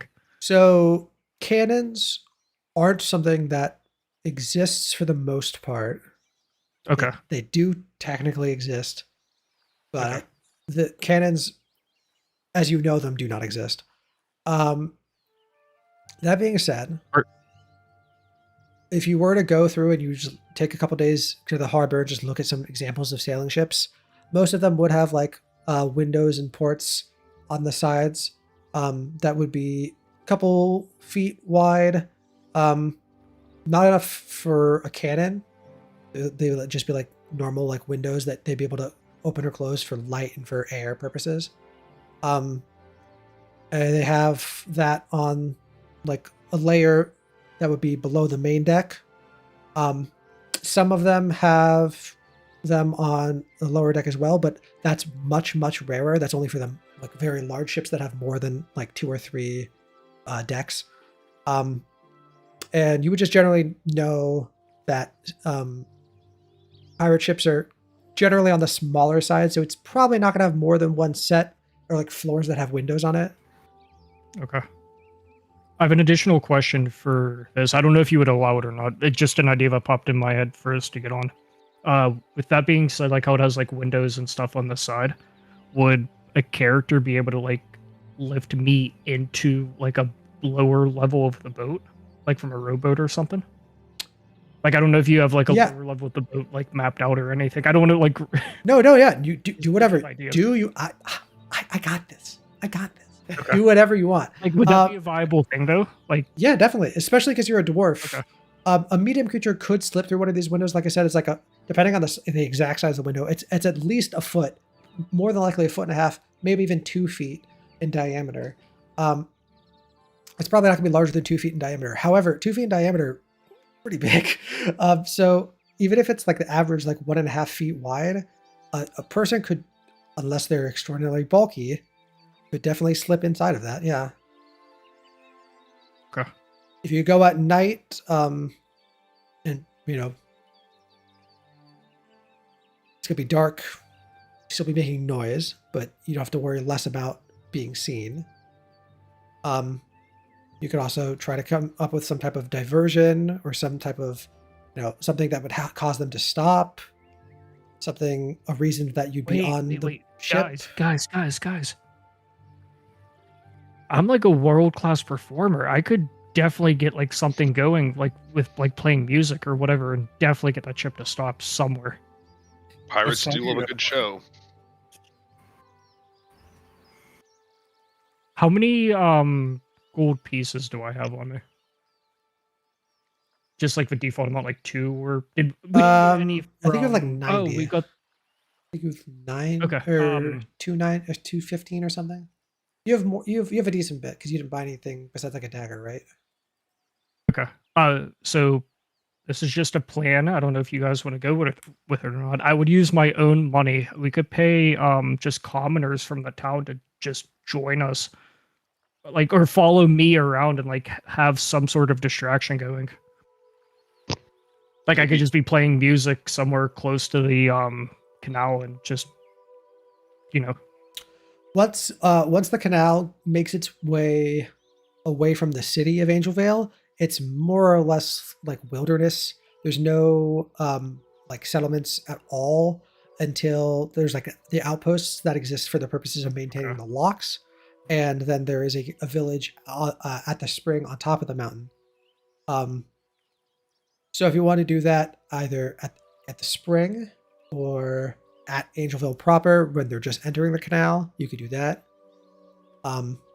But if anything was to go wrong in a major urban setting, there would be a lot of people around.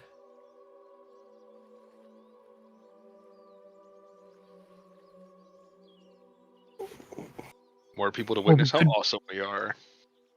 And if they're not in the canal yet either, they could just sail away. If something was to go Yeah. wrong.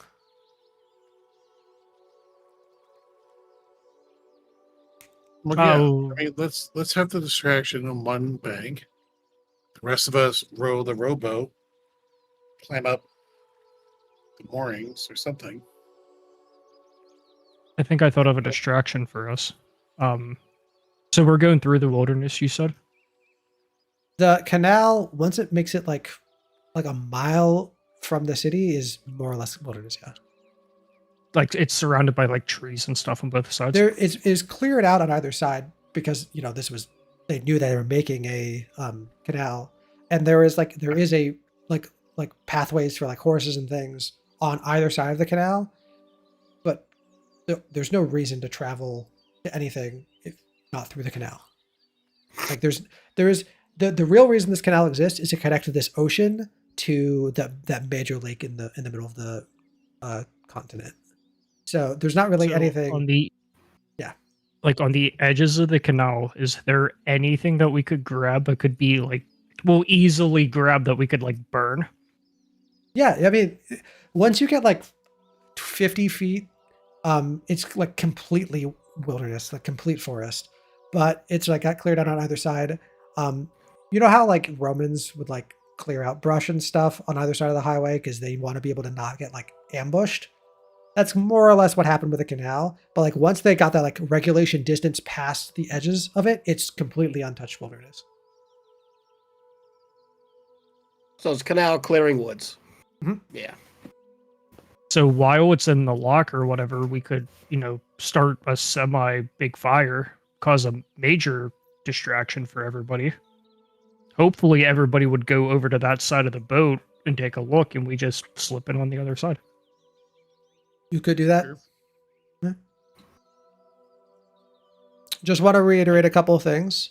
When it's in the lock, there are people that are working the lock, so there's witnesses there. Oh yeah. Okay.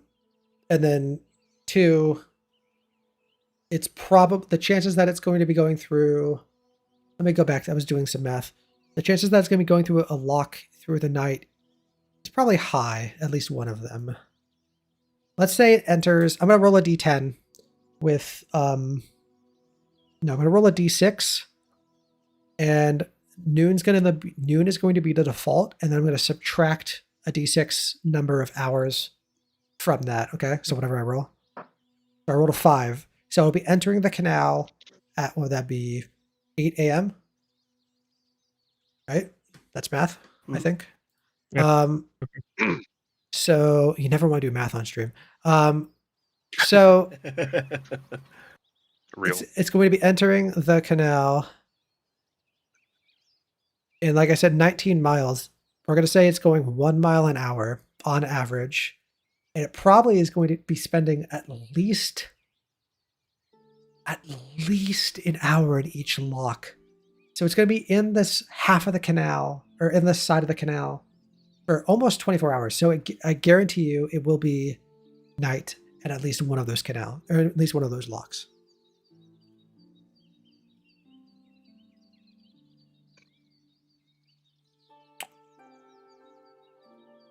Do any of you have a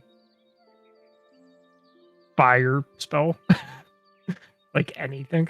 We could always just dress up as ship inspectors. They are smuggling something, so you could do that. But they are smuggling something, like I said. That would turn ugly fast. Yeah, if you're carrying something illegal though and you see somebody coming to inspect it, what are you gonna do? I'd No kill him. witnesses? Not- No witnesses? I wouldn't kill them. If I was a different man, I would kill them. Something But I know tells me they're the pirates. pirate isn't lawful They're good. evil. Okay. Waiting And for he's Ross all- to come up with a genius idea here for us to get on the boat. It sounds like there's 3 plans so far. Just here to facilitate things. Sounds like plan number 1 is while it's in the lock, or while it's in one of the locks at night, cause a major distraction and then sneak on board. The other plan I heard so far originally was just row up to the side of it at night, I assume at night, and just sneak on board. The third plan was get a band of people. This would have to be either at Angel Vale or at the entrance to the spring at the top of the mountain to draw a crowd of people to try to distract the crew, and then sneak on board. You just mentioned an idea about disguising yourself as ship inspectors. I don't know if any of you guys have the ability of disguising yourself as anything in particular besides that. Okay. Just gotta put a mustache on.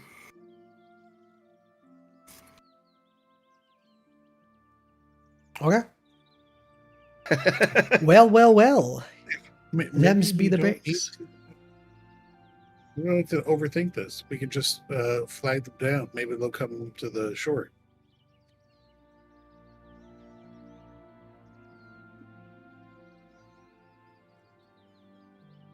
I always ask if they're hiring. Wait, what do pirates like the most? money. What do we have a lot of? Not yet, Money. money. Not yet, buddy.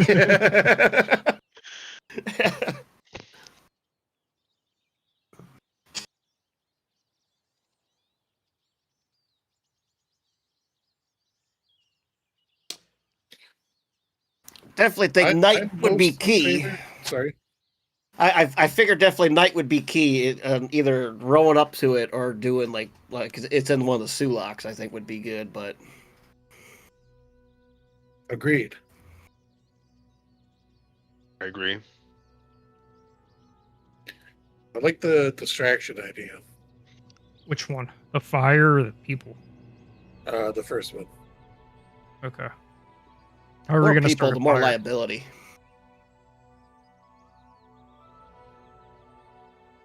So if we do that, there's 2 things. How are we going to start the fire, and where are we going to do it?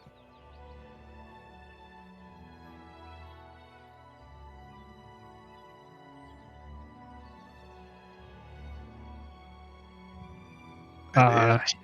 Eric, do you have a firebolt cantrip?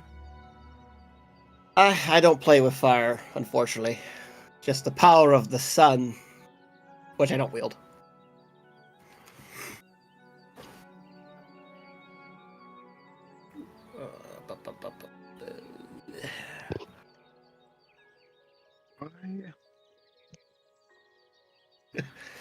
I have a Think of- tinderbox and a few torches. That always could start a good fire. It's 7 a.m. You guys lied to me. 7 plus 5 is 12, not 8. I just realized that. Yeah, that's what we said. Yeah. Oh, You wait, don't remember that? I have a disguise kit. What does a disguise kit do? Say it. It lets you put on makeup and wear different hair and mustache and stuff. Okay. The mustache! I'm using that right now. I'm putting on a mustache. Perfect. Well,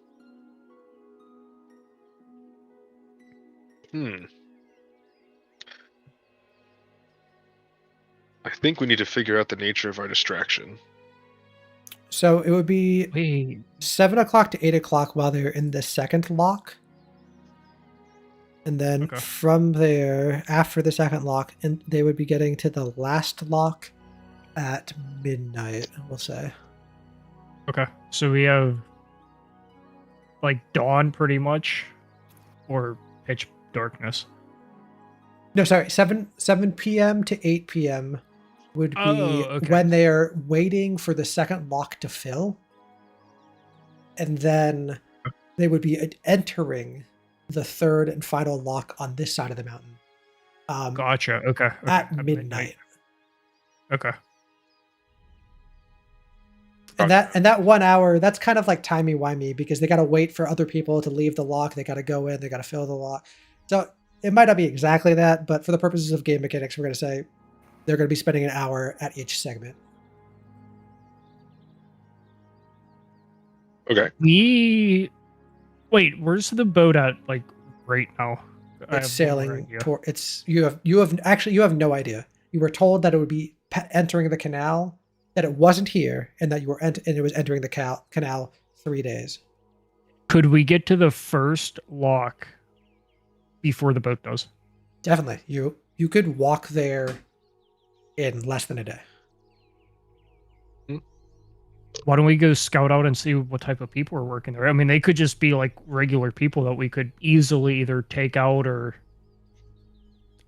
I mean, we're just looking. We're not attacking anything. You know what I mean?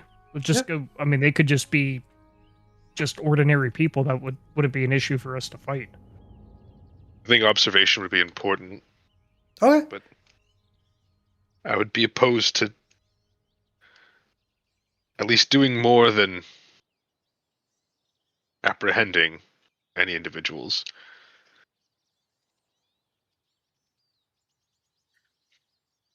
Okay. Yeah, if you guys want to make your way to the first lock and back, you can spend the first day doing that without really wasting any time. Two of you have horses. Horses will travel a lot faster than a rowboat. Do the other two of you want to purchase any amount of well, do you guys want to other two want to purchase horses? Someone can ride behind me. Okay. I not be Well, able. somebody can use my horse, and I'll just sit on the back. I'm tiny. Okay. That would it would the horses would be moving.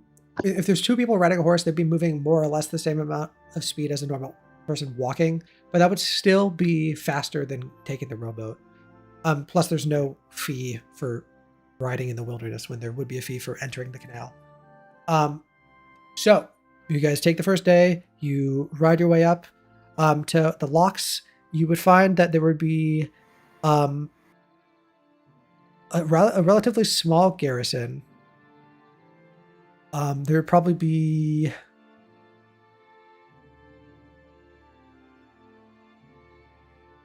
I want to say 18 people, 3 6-man crews.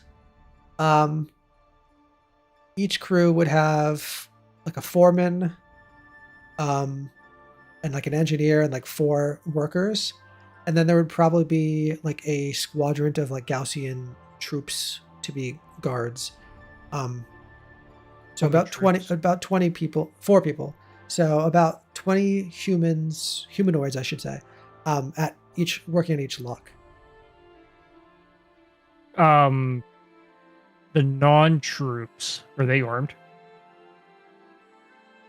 No, I guess here I'll ask you guys this: How are you going to be? Are you going to be like sneaking up on the place and watching them for a couple hours? How are you doing this and not drawing attention to yourselves? Because I mean, it would it's not. not illegal to just start right on the path, right? No, it wouldn't be. But if you start watching, you start just like, if you're standing outside of a nuclear facility and just watching for an hour, people are going to be suspicious. Well, we're just taking a break from our horse ride. Okay. So you just Yeah, I mean, act all we were casual? looking at was with people. Yeah, we were just looking to see how many people We were just there. saw and if something they were armed interesting and what. happen. Well, Can I get everyone to make me a, if they have it, persuasion, but charisma check? Yes. A general vibe check, if you would. Hey. I rolled a 3. Ooh. You guys vibes are not, Night. guys. Wait. Obviously, take. We're the just 11. taking a break and taking in the scenery. How did you get a 17 with no modifier? Like that. Boom. Hold on, I'm doing it one He's more royal. time. But take the 11. There we go. Okay, It's the gold buttons on my royal blouse. so they are not taking too kindly to you, but you don't get the sense that they're suspicious of you, just that they just don't like you. Like, they'd rather just be, because the people that aren't working are sleeping or are relaxing, because they're working 8-hour shifts and then 8 hours off, 8 hours sleeping, you know? Where are the guards? There'd be one guard that would probably be standing with like the captain and the foreman, and then that would rotate, and then every one guard would have like, well, you're not gonna actually know the exact timing, but you only see one guard like walking around at a time. I'm gonna look to the party and just say I could definitely draw them out if you want to just take out the few guards that we see, or just move along and come up with our plan somewhere else. I think I mean, because we take out the guards, we could definitely just pretend to be the lock workers and sneak on here, but it's up to you guys. killing the guards is the fastest way to get the Empire's attention. I mean, do we know how quick the guards rotate? Make me Tristan, make me an intelligence check at advantage. All right. Our military man. Advantage. I'll just do a save because I don't have advantage. I don't have proficiency in it. 19. Okay, yeah. Yeah, so you got the general, you'd have like some understanding just innately of like how they would do these shifts. There's one guard that's on duty at a time. The rest are like, they're like on call more or less. You kind of get a like general idea, like they're kind of like working like doctors that are like sleeping in the hospital, where none of them are like technically off duty. They're always like on service, but like there's only one of them that's like actually actively patrolling at a time. And then that one person would rotate every 8 hours. So they'd have like, what would that be? 8 on, 24 off, something like that. If we were to do that, I think it would be best to just incapacitate the guards, and we could have an 8-hour window. If my memory serves correctly of back in the day. Just to be clear, the one guard that's like on guard, he's just like standing, like watching the lock. The lock is, for those that might not know, the lock is basically just a pool. It's basically just like a big pool that a boat will go into. So anyone that's working on the lock can see everyone else that's working on the lock, except maybe people that are like on like the bottom side of the lock working like the outside. Can I see the guard from where I am? Yeah, probably. Or I'm sorry, let me rephrase that. Can the guard see me from where he is? You guys just walked up and started making chit chat, right? Or like rode up and started making chit chat. Yeah, then like off on the side. You can see them like awkwardly like making their way around, like, oh yeah, I gotta go back to work or whatever. But yeah, like they're more or less like 20 feet away from you. So do you guys want to do this? I could definitely do something here to get his attention and try to get him over here, and we could just ambush him, knock him out, and go from there. Yeah, I just think, I mean, like monocle on time wise, as long as they're like waiting for the 8-hour window when the ship is going to come by. But once we get the lock together, like once we get this guy. Okay, let me do some. What's the plan after? Let me do some things real quick. Let's say.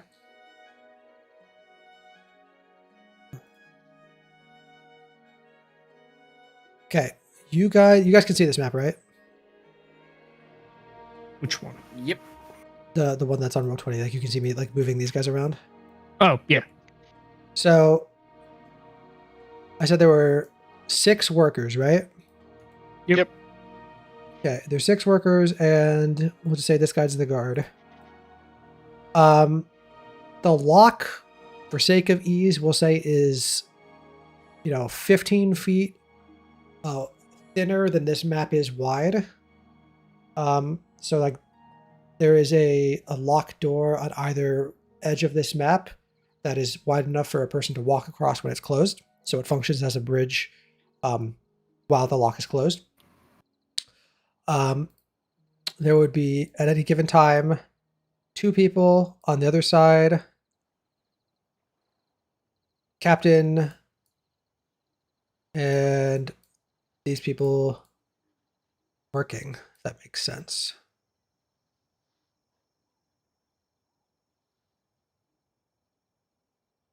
Now, this like either one of these two people, like that foreman and the guard, they might walk to the other side, they might not. Like the engineer or whatever, like there's like a technical guy that's like more sophisticated than just a general hand. He might go on either side as well. But you know for certain, no matter what's happening, there will be half of the 4 just average workers on either side.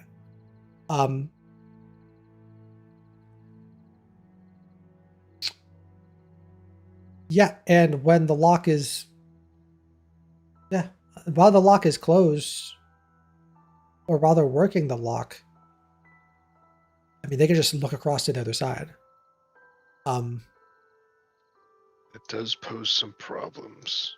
I Do think you it may know be how best much money was left in the rowboat as a canal fee? Is possibly how much money's in there? Let me double check, because I put enough money in there for, hold on. Put enough money in there to cover the Make fee. a good bribe for a standard worker to get us on top Definitely. of the Sulak.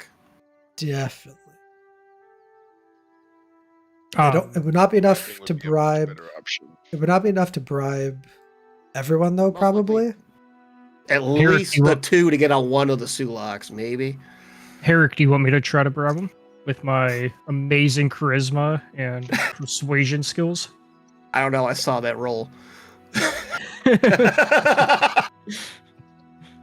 Fair point.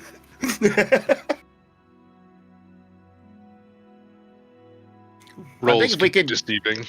If we could either persuade, trick, or maybe bribe at least like one of the Sulaks, maybe the one that's going to open to let the boat pass, maybe we can get onto that Sulak when it's opened up, and they're all like, "Okay, job's done, boat's going," and they all walk away. As one Sulak is open, we can then maybe get on from there or something, maybe. So, for sake of clarity, I don't know how high we could jump across, get across. I'm not sure how well, because I know the Sulaks are normally closer together for the boat, but I'm not sure on the distance if we can make that or not. when the doors are, I was looking through something, so I didn't pick up all of that. When the doors are closed, you could walk across as more or less a bridge.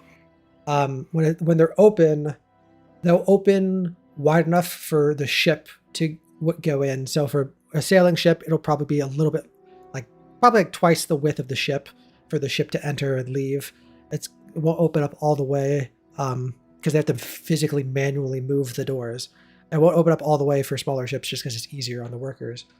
The amount of money that Hazim left in the rowboat to pay for the canal fee would have been 5 gold, which would definitely be enough to bribe a single commoner.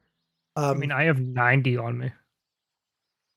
For those that don't know, an unskilled worker gets paid 5 silver a day to do their job, I believe, which covers their costs of living exactly. So they net 0 for the rest of their life. Zero-sum game. Oh yeah. So 5 gold is a lot of money to a commoner. It's like,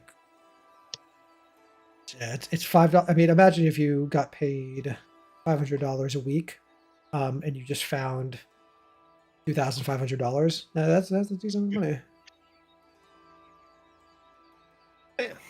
Maybe a little bribery could go a little way. A little bribery goes a long. What does it say? I have 213 gold pieces. Because you started with 15 gold, you bought a dagger, and then I gave you guys 200 gold because you guys are level 3 adventurers. Okay. We got spending monies. Yeah, if you guys wanted to buy any adventuring equipment, like you could buy rope, you could buy net, a trap, a hunter's trap, buy lanterns, you could buy flasks of oil, Grappling hooks? grappling hooks. Wait. We have a stupid magical hole thing. Why didn't we come up with a plan involving that?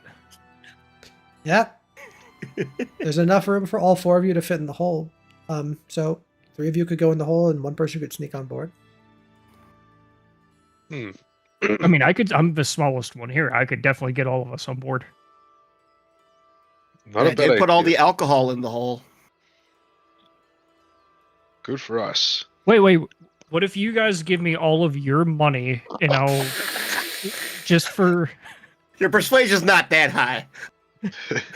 So give me your money and I could use that to bribe the people. you guys would, Just, as you know. as you guys are doing this, you would, in testing out these ideas and whatnot, and planning, you would find out that when the hole is closed, there is enough air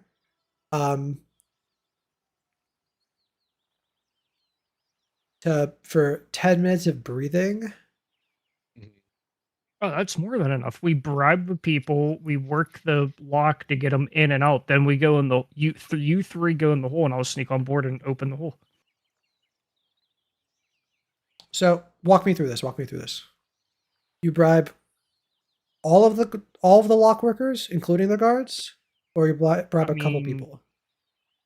We could do that if the other party members are on board and want to, pitch in some money, like a few 100 gold or whatever. Just because we're walking through this, what are you bribing them to do? To just not tell the people that you're sneaking on board?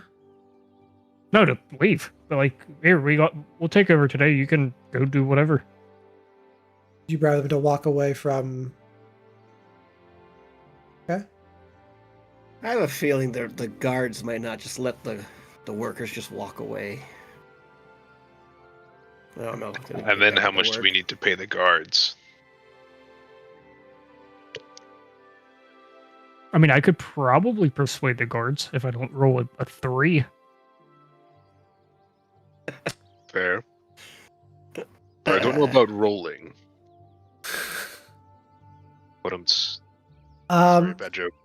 You have, what spells do you guys have access to? Command is, I think, the only thing I would really have useful for this. Vicious Mockery. Oh, I have Suggestion, but... Fairy Fire, Hideous Laughter, Comprehend Languages.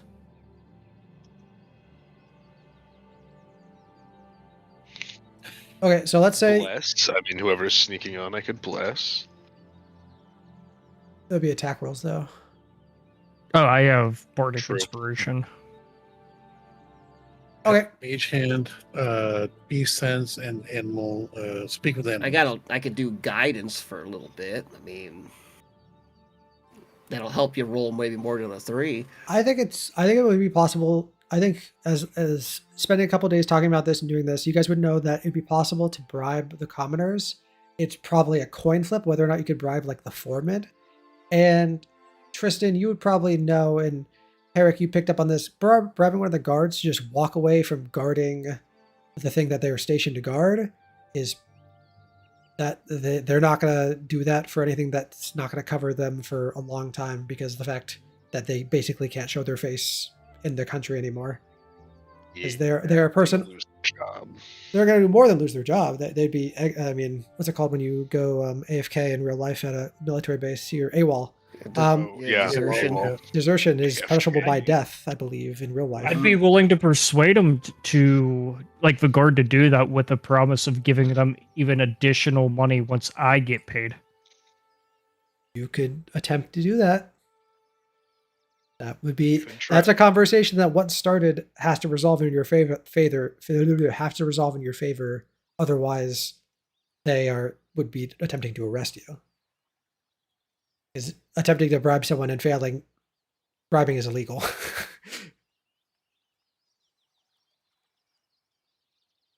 Well- X, I bought a grappling hook. by the Awesome. way. Sounds good to me. I would also like to buy 2 potions of healing. Sounds good to me. You can just write that off, yeah. Great. I will do that. I 50 will- gold apiece, Yeah, right? I will say for everything you buy, mark off an additional gold piece, because people don't actually Okay. want to trade with actual coinage, because it's inconvenient for them. Okay. No problem.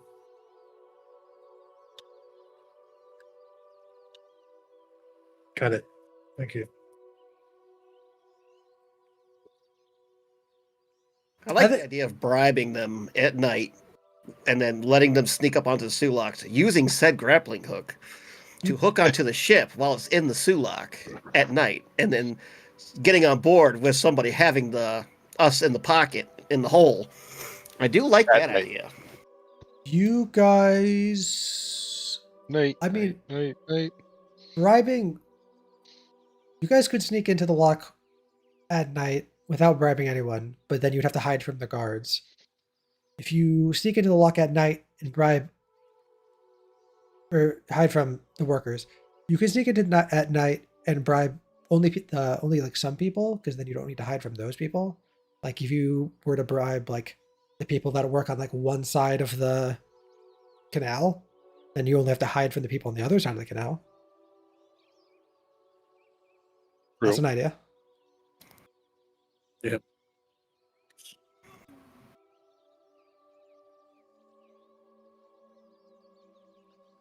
Bastion looks at his friends and he goes, "Just get me on board that boat. I'll convince the captain to relinquish the item by hook or by crook. Whatever you guys want to do, it's fine. Just get me on the deck of that ship." You want to go in the magical? I will throw this out here. If you guys are going to be going on board and then trying to intimidate them, or like doing it by force, you don't need to sneak on board. You just need to get on board. In which case, you can just, climb on. Just get me on board. Oh wait. That is a good point. So none of us are I don't know. good at sneaking. I mean, I have a +5 to stealth. I don't know what anybody else has. I don't think we're gonna be good at sneaking. When I try to sneak, I jingle jangle. So, Same here, but I think this is something we should take with lighter hands than anything else. I will say this because you guys are taking time thinking about this so in depth, and you check the harbor and everything. A sailing ship has a crew of 20 people, I believe. Yeah, at least Yep. minimum to operate all of it. Yeah, a minimum crew of 20 people. So there is at least 20 people on that ship. You don't know which one of those are, fighters and which one of those are just sailors. But it is a pirate ship, and pirates are pirates. they do tend to be a little rowdy. Just a wee bit.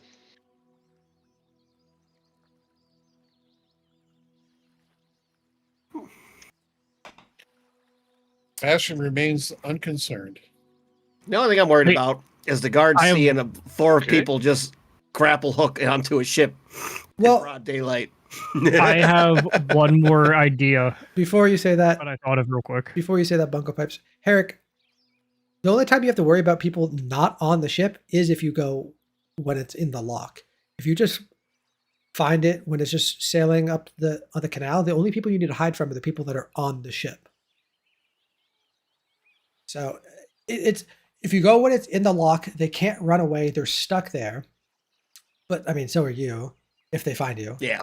If you go when it's in the canal, the only people you're hiding from are the ones that are on the ship, and it's not really moving. Like I said, it's only going to be traveling at 1 mile per hour when it's in the canal. It basically isn't, for the purposes of D&D, it's not actually moving at that point. Yeah. So the lock is good Getting- if you're if you clear out the lock so they're completely trapped. That's a good idea. But then you'd have to come up with a plan to how you clear out the lock so that they're completely trapped. So it's a balance of like, how sneaky do you want to be? How much do you want to involve other people? Who do you want to bribe? Who do you want to cast a gesture on? Yes, I think the locks may be difficult to execute on. I think like waiting till they get a little bit traveled into the like deeper parts of the canal in the woods. That way we just don't have to deal with the Galcians or any of the workers or stuff like that. I'm Like, starting yeah, to we don't have more or less people at sea, agree yeah. with that after looking over the locks and seeing who's working it and how many people are there, guards and stuff. I'm starting to think, yeah, it might be better off getting them while they're just going up the canal. Like right after a Sulak, so that you got as much time as possible before the next lock. And as much Especially as if all we gotta do is get Bastion on the deck and we're good to go. I mean, hey, we got it then. and as much Well, as we again with the don't expect any worker to care, give a reason. If we give a worker a reason to care, then they're gonna try to make a big deal out of it, try to make some money.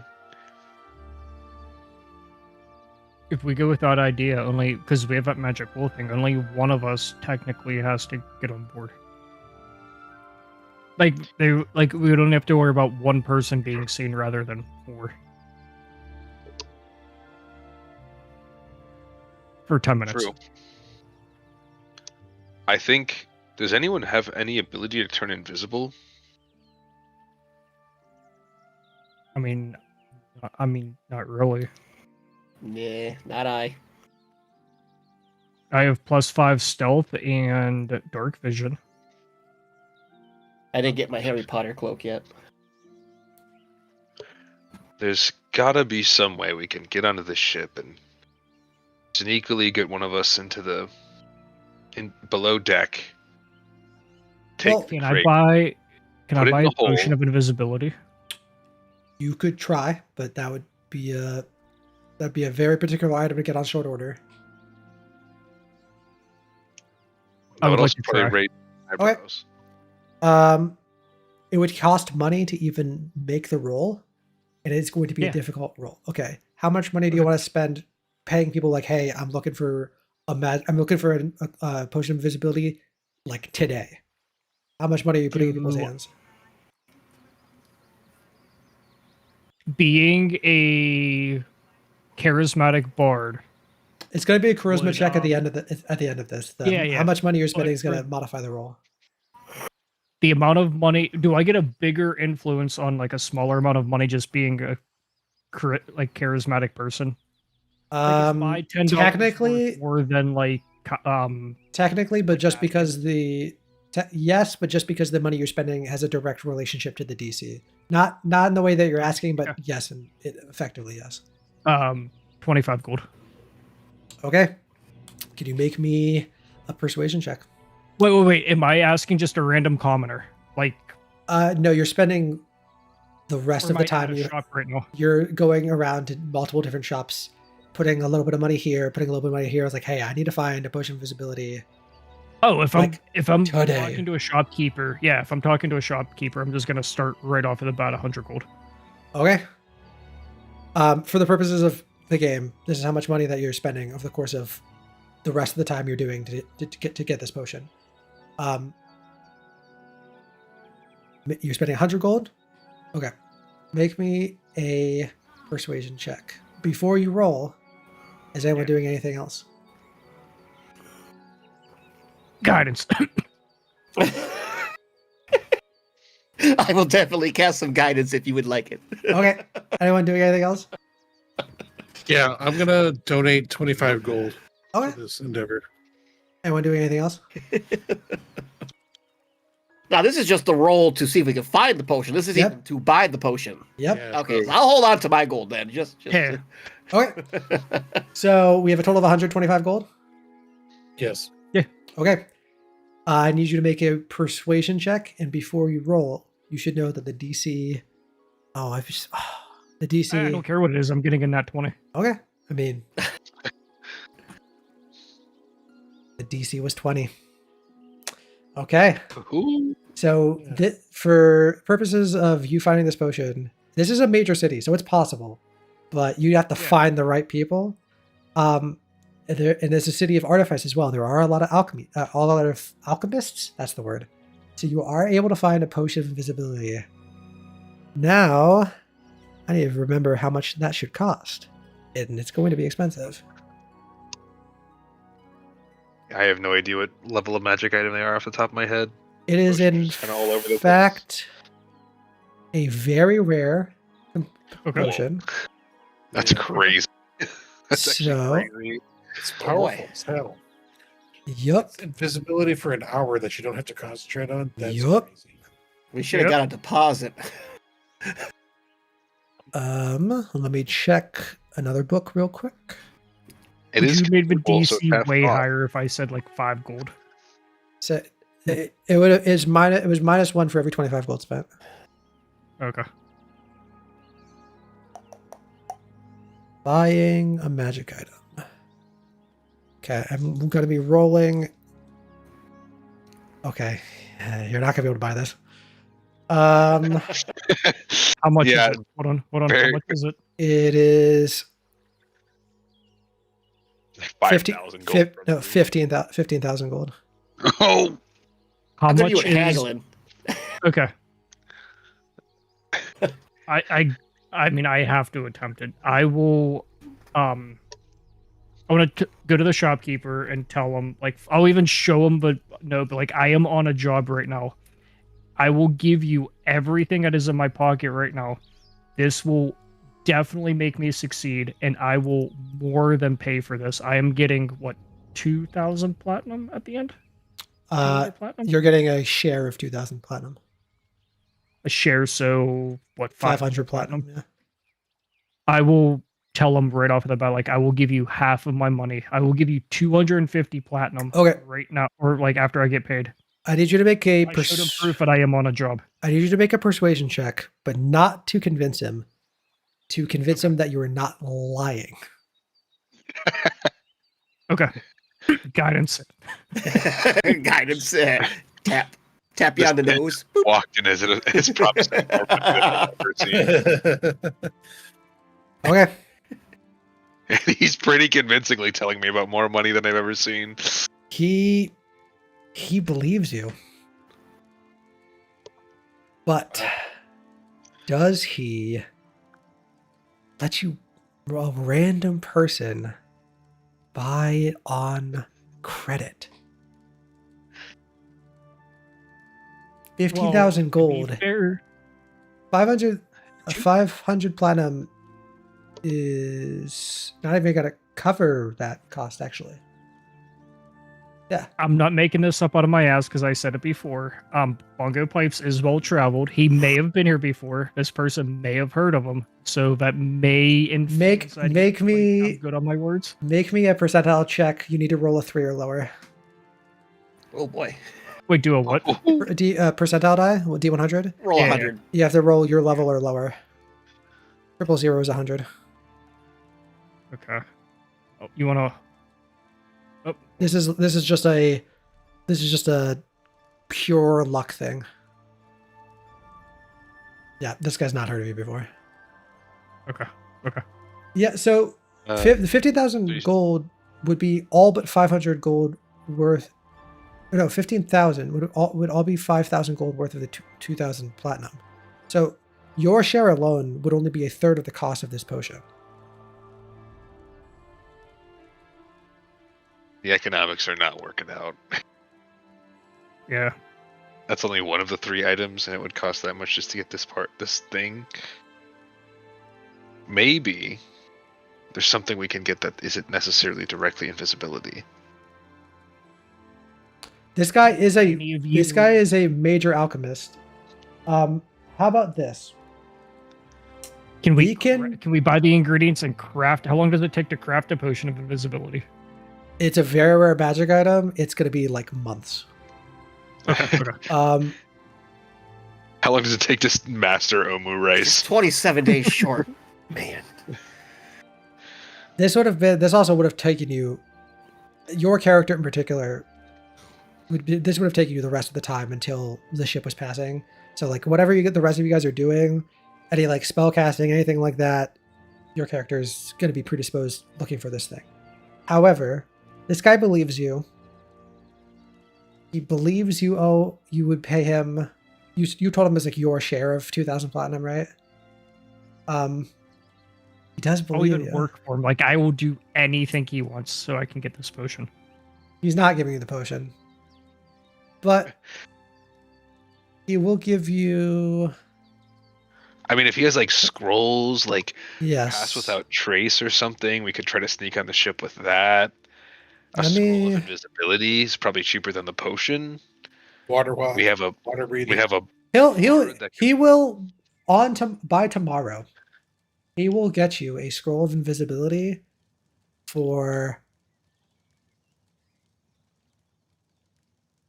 200 gold. no, it's gonna be more than that. I'm not caught up with the current rates of. It's actually not. I rolled really low there. He will get you a scroll of invisibility for by tomorrow for 2,000 gold. Or sorry, 200 gold. Deal. Oh yeah, deal. 100%. I rolled minimum of that and then doubled it because it was okay. I want to be greedy and ask him if he'll take 175 for it. No, it's okay. Well, You guys, he wants the money up front though. He's not letting you buy it on credit. He wants 200 gold right now for it though. So if you guys have I have that, 100. I have 113 left. 25. I'll give my 113 since it was my idea, or 100 just to make math easier. who I'll else? get my 80. I'll say I have 80. That's all I got on me. So we'll do 150. Works for me. Okay, so mark that gold off. 113. Tomorrow morning, when he opens up shop at 9 a.m., he will give you the scroll of invisibility. So you guys will need to get the scroll and book it down the side of the canal to make your way. Now, the scroll It's a is scroll of an invisibility. hour. It is a concentration up to 1 hour on a single yeah. creature, and this spell will end early if you lose concentration, if you attack a creature, or if you cast any spell. Yeah. Okay. Yeah, only one of got us a has to get on board. Actually, none of us have to get on board because the one person's going to be invisible. I'll They're roll the invisible. rowboat. The rowboat is Yeah, is no longer an option. Yeah, we're not using the rowboat no more. The rowboat's no longer an option because this shop is opening up after they've already entered the canal. So to get this scroll of invisibility, which you can do, you need to get the scroll and then run to make it in front of them, which you can do since a horse, even trotting at human walking speed, is faster than the sailing ship in a canal. But you will not be able to set up. No, you will eventually if you go deep enough, because you will be traveling like 3 times their speed. Night, Yeah. we should be Okay, able to then get I going. will rub down my horse in preparation for some speedy horsery. One person, I think, either Bastion or Bungo. Wait, sorry, Bastion. What class are you again? I am actually a barbarian, believe it or not. Alrighty, not Bastion. Sorry, your appearance made me think otherwise. Bungo, it's gonna be on you to cast invisibility, and you'll take the hole. We'll all get into it. I have a tech question because about this exact thing. Am I able to read the scroll and cast it? Is invisibility a bard spell?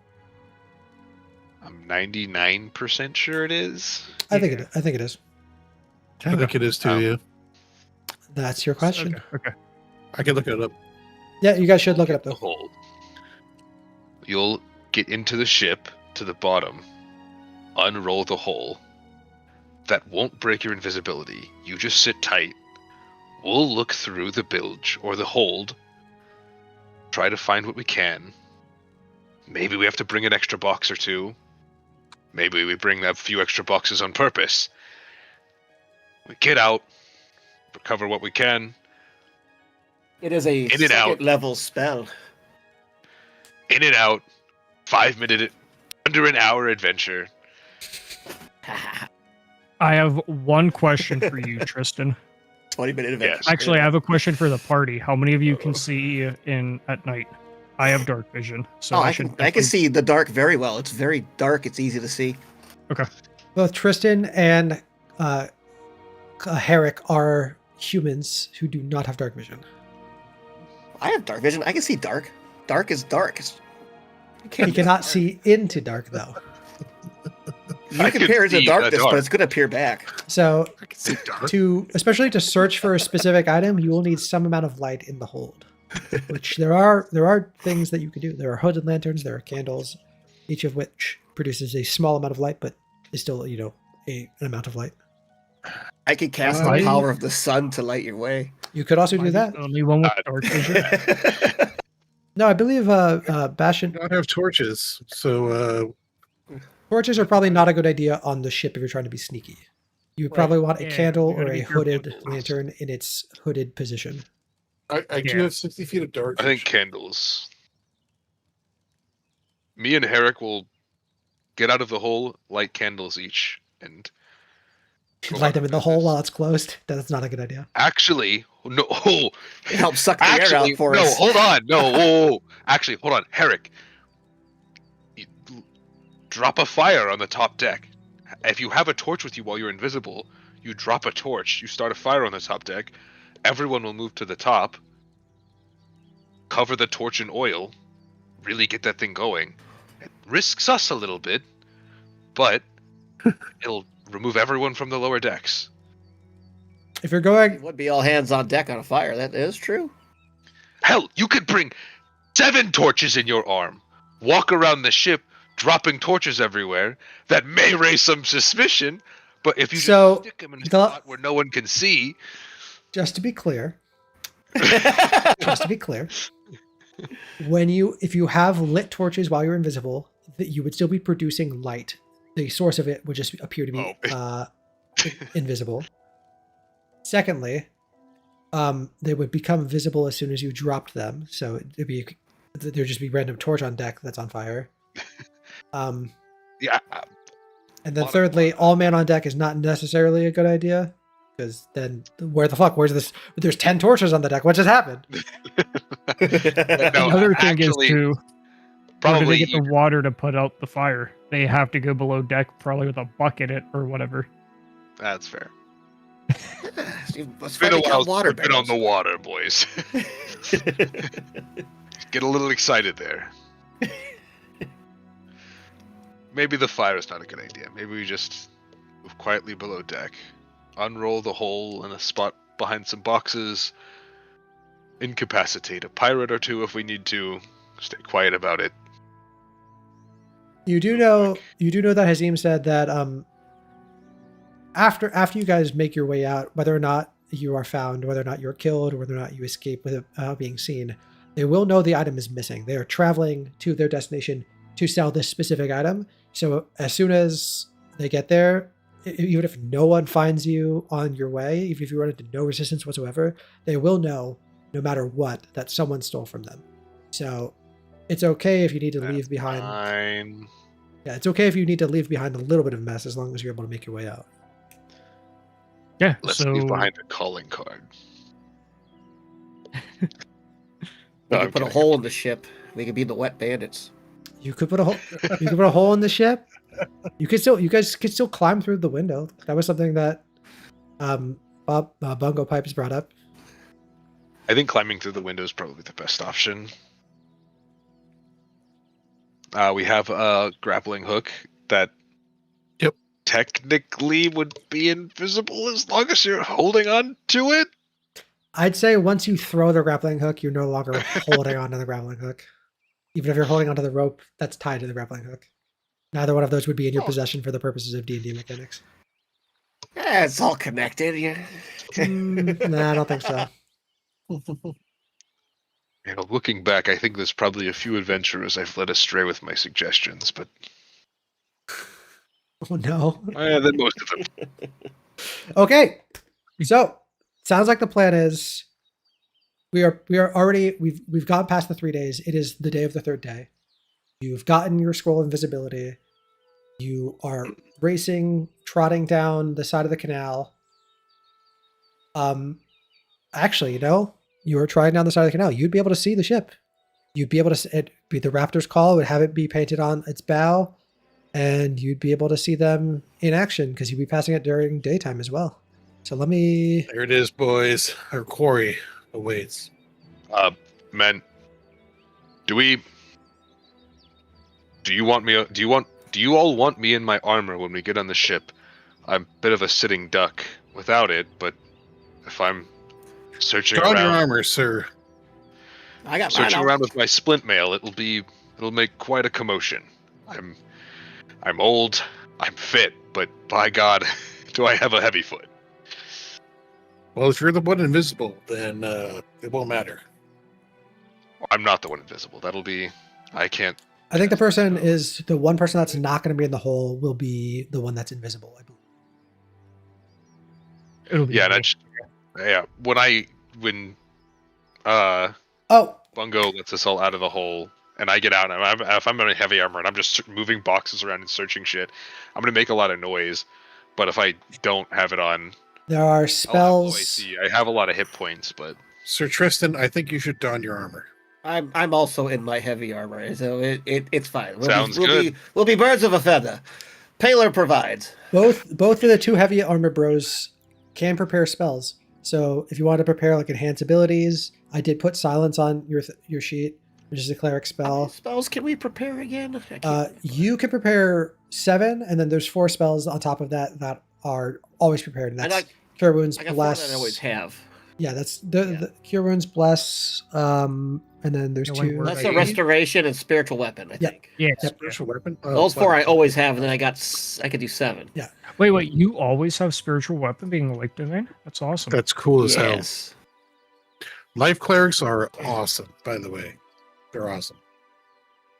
And that's What's why. your channel divinity is a AoE heal, right? Yeah, I believe so, but I think I can only use it if you guys are at half or less, though. If you guys Yes. are at half health or more, it doesn't really work. Yeah, it'd be Yeah, under it's half. it's a pool of HP that brings people to half Yeah. their max, but that's it. Okay. Which is still really powerful. Okay. True. So I think I just pushed the button. that's fine. There it is. Yeah, there it is. Are- Okay, I remembered the button. Are there any spells the two prepared casters want to swap out? I think red have means they're already done prepped. what I need to So- do for that. Oh, Let me do this. boys, while we're kind of like running our way out there, I will sort of be coaching, prepping, like telling everyone like where they need to be, what they need to do, describing the situation, sort of inspiring everyone. And I'll use my inspiring leader feat to give everyone 5 temporary hit points. Oh shit. Oh, fancy. Cool.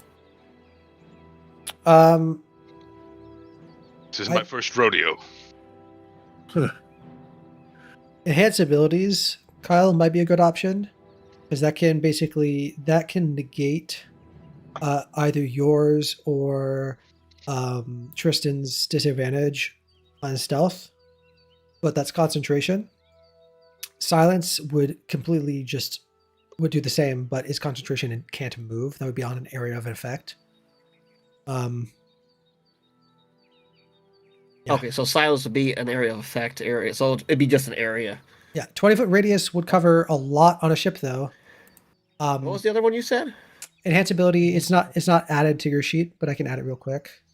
Okay, let's say I don't see that one. Yeah. While you're doing that, I'm gonna go into the bathroom real quick.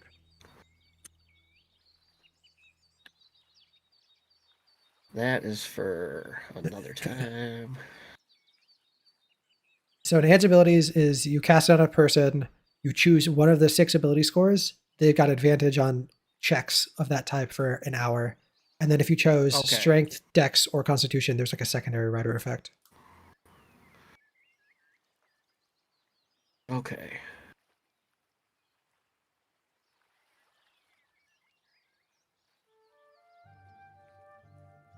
Oh, also, if you want your mace back, Oh, yeah. you would need to make a Yeah, I have Persuasion to get my mace check. back. because you would have to make a persuasion check to convince them that it's enough of a problem to even deal with it. Because a mace, they would just they when they said they would confiscate it from you, you didn't sign off any paperwork. They just took it from you. So they by right would have to give it back to you, but you'd have to convince them that they need to do their job. Okay. Well, I can give a persuasion check. Would I be able to help at all with that? Of course. I know Guidance these guys- on myself. Yeah, Um, I'll try to. What do you? Yeah, what do you do? Come on, guys. Maybe I know one of these guys. I can try to. Hey, I remember when I trained you. Yeah, we have to deal with this problem from the Empire. I'll lean in pirates and all that. You know, if we return, I'm sure he'll give you your mace again. We can play the game. Okay, with that, I'll say for sake of like, I don't think it's likely that you would have trained any of these random like city guards. Yeah. But if you flex your empire history, they would hand it off to you and say, "This is yours now. You can't get caught holding on to this in the city." So I'm just a historian, bean farmer. Know my history. Keep an eye on you. Herrick will give it to you when we're out of eye shot. I'll say that quieter, but yeah, once you're in the city, if the mace is just on your belt, no one's gonna stop you unless you're doing something else suspicious. They would only go out of their way if they've had a reason to stop you and then check to see if you had the proper paperwork, which isn't gonna run into any issues unless something crazy happens. Only thing I want to point out, just while we're going there and Tristan's kind of getting ready, I mean, you notice as he's reaching into his bag, just grabbing all of his stuff out, his splint armor, he is armed to the teeth. Plenty of javelins, long sword, shield, hand axes. He, holy symbol on, went from an old man to seemed like an over-prepared adventurer. Bastion is still cool as ever in his purple robe, double-breasted robe with the gold buttons. His hands clasped behind his back. And actually, probably as Herrick and I are putting on armor, Bastion, no armor for you? Are you a wizard?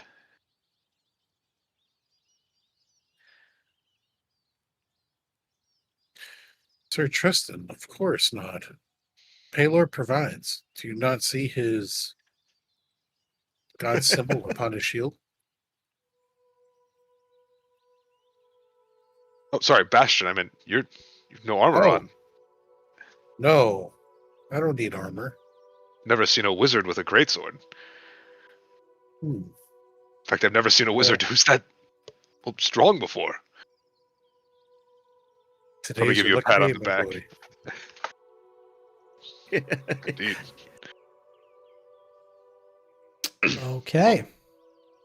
So Don't you go. guys You won't- make your way down the side of the canal with some amount of haste. Like I said, you guys are moving, even if you're taking not a slow pace, but like a normal walking pace, you'd be moving 3 times the speed of what the ship would be, so you'd very easily be able to outpace them and get in front of them. Although you are, a little worried that until you end up passing it, you're a little worried just because maybe they got there a little early. You don't really know exactly when they entered the canal. So you pass by the ship. You can see it during the daytime right here. You've got ballista on the front and on the back. There's a black dragonborn sitting on the upper deck at the back at a desk. People working, people going about their business. Strangely enough, despite them not going fast because they're in the canal, there's a lot of effort. They're constantly working on the sails because they have to go more or less perfectly straight. So they're constantly adjusting the sails because the canal is a fixed path. They have to follow it. So they're constantly adjusting the sails. So during the day, there would actually be more people up on deck than there is now. You'd see probably almost double it, just less than 20 people total on deck. So you guys attack the ship right now in broad daylight? Yeah, that's what you said? Torches. It's gonna be the we just start throwing worst- them. I got It's 10 gonna be the torches. worst pirate I've ever seen. Okay. Dun, dun, dun, dun, dun, dun. So you guys go ahead. What time do you want it to be when you are sneaking on board? It might be a little better for it to be like dusk, just so Yeah, me fair. and Herrick can see, and that way people are starting to like lay down a little bit. So there's still a little bit of noise. It's not like the dead quiet of night, but Yeah, if there is any sound that sounds like anything, that they might react to it though because they're not quite asleep. yeah. Okay. But it People would could still be moving be- around. People would still be moving around the ship, making noise. Some people would be starting to chill out, generally people would be like winding down for the day, but still like Yeah. Like So the you leisure you wouldn't time, you wouldn't have people doing their be sea shanties. yeah you wouldn't have to they wouldn't have to you wouldn't have to be perfectly silent. But if Actually, someone no. was to like yell, everyone that didn't fall asleep right away would react to it though. So you have it's like a little bit of I think Wait, a we're doing mealtime, this, like like, in- unironically, like them drinking like towards the evening probably is Yeah, wait till they're on their leisure time. They're drinking. They're having a good time. They're relaxing a little bit more. They Yeah, have I like mean- the skeleton crew working the ship. Everyone else is on leisure time. Crew and change. for their minds, they're about to make it past like one of the most crucial times of their journey through the guards. Hit them while they're the most calm. I think that's perfect, actually. So what clock time are you trying to attack? 7 p.m. I'd 7? say. I think they'd be well past. Yeah, well past the. Or no, you said midnight is when they'd be through the locks, correct? Or is that? Midnight would I think we be said midnight the would last be the lock. last lock. They would just actually at 7 o'clock. I think they would just be getting out of the second lock. That's actually perfect because we want all that time on the way to the last lock. So you'd be able to wait Yeah. basically. Okay, sounds good. And actually, they probably would, if that was the time while they're waiting to either enter the lock or while they're waiting to rise in the lock. That's probably the time that would be easiest to eat because they're not moving. Yeah, That would true. have been So the start. Perfect. yeah. Okay, Oi, sounds oi. good to me. Paylor provides. Okay, I'm gonna use the bathroom None of- real quick. I'll be gone for just a little bit, and we'll get back. If you guys want to talk about while I'm gone, you can. Anything you want to discuss or prep or do anything like that, I'll be on for a minute tops. I don't think anyone has like. Does anyone have message? Like, do you have message, Bungo? No. I don't know if message works interplanar even. How come none of you were a rogue? How dare you? I really thought about bringing Nurgles back on this one for fun. Like Nurgles graduated college, he's out partying, and now he's on his first like major adventure. I almost brought Nurgles on this. Yeah, dude, if we would have had a rogue right now. Also, that DM is absolute trash. I'm saying that because he took his headset. Wow. How do we get from the shore to the boat? 15 grand for a potion of visibility. Yeah. What the fuck? I think Listen, if you have a potion of invisibility and you have a magic item that doesn't technically attack and doesn't technically cast a spell, you're a god. Nothing can stop you. I'm just gonna get on the ship, grab the sword, and get out. That's why I said just drop a bunch of torches. Oh, I get it now. Sorry. Wait, I'm the one getting on the boat, right? Yeah. I believe I think- so. The Okay. plan will just be to find one of the windows that may be open, just kind of sneak your way in, and then we'll probably have someone, because we'll be in a hole, and you might be able to make it over there in a minute. We can just have someone guidance you to guidance you. Or how long does guidance go? Is it a minute or an minute. hour? Minute? Okay. Might as well. You Wouldn't hurt to asshole, just why were you guidance standing in your I doorway? like the that? horror movie entrance.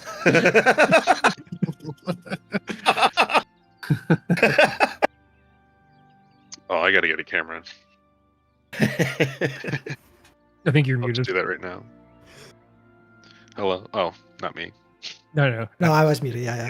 Yeah. Because I was trolling stream. That's why.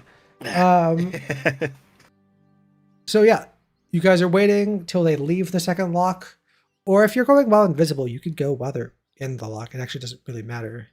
Because if you're invisible, you don't need to worry about the guards seeing you unless you really fuck it up. I mean, I think the two worst moments are probably going to be when we get into the water, because then if anything, you can just swim under the water. It's going to be dusk. The water is going to be dark because it's dusk. You have dark vision, so it's not really going to matter for you. Maybe a squid will attack you, then just swim faster, I guess. And then you just make your way up to the boat. It may be hard to swim up, but we'll give you the grappling hook, and yeah, I think we should be good. I think there should be a way to get up the boat, just by like. I mean, if you're using a grappling hook, there is a way to get up the boat. Because you're throwing a grappling hook and climbing a rope. Then the only reason that you wouldn't do that is because either you can't climb up the side of the boat because you don't have sticky hands or good climbing skills, or you don't want the grappling hook to be found. But if you're using a grappling hook, you can get in the boat. That's what a grappling hook is for. As long as you don't grapple hook onto the top deck to where the top deck can see it, if you could like hit a window or something like we were saying, that'd be great. And then you just leave the grappling hook there. Who cares? Like you said, they're gonna know they got robbed. Who cares? You leave a trace. I guarantee. I think the only other thing we may think about doing is if someone enhances ability on you. I think that might be overkill. Invisibility already gives you advantage. I think this is fine. I think just someone guidances you before you dip into the water, because that'll happen at least within a minute, just for your first stealth check, if it happens then. And from there, it's in God's hands. Okay. Provides. Paler provides, and wait. What'd you just say? You're no longer a paladin. You lost your oathbreaker. oh no, I said. Well, I was gonna say Paler provides, but we got Heronius as a backup. I should double check who Paler is before I say You this. just broke I have your a oath. bad. How dare you? I have a bad memory. X, what's up? Are there light sources on the ship?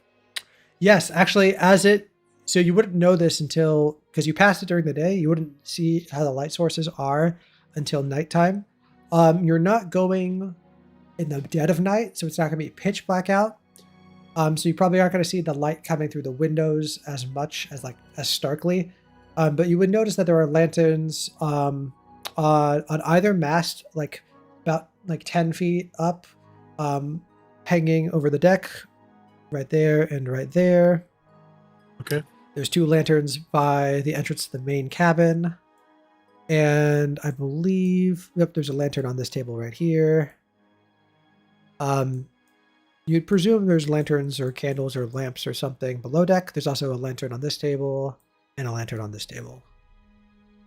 Okay. So the main deck is relatively well lit. I guess the only other thing of note, sorry, real quick, on Tristan's shield, there would be a lightning bolt of Heronius. But yeah, I think there's got to be at least one window that'll be open on the side. I don't think we should hopefully have to step foot on the main deck.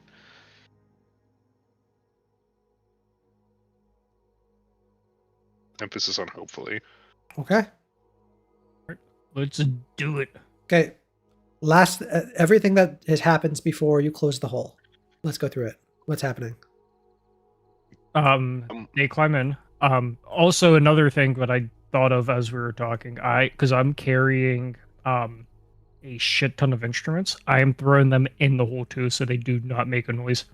Accidentally. All of them? Bagpipes. Yeah. No, because I need one to cast spells.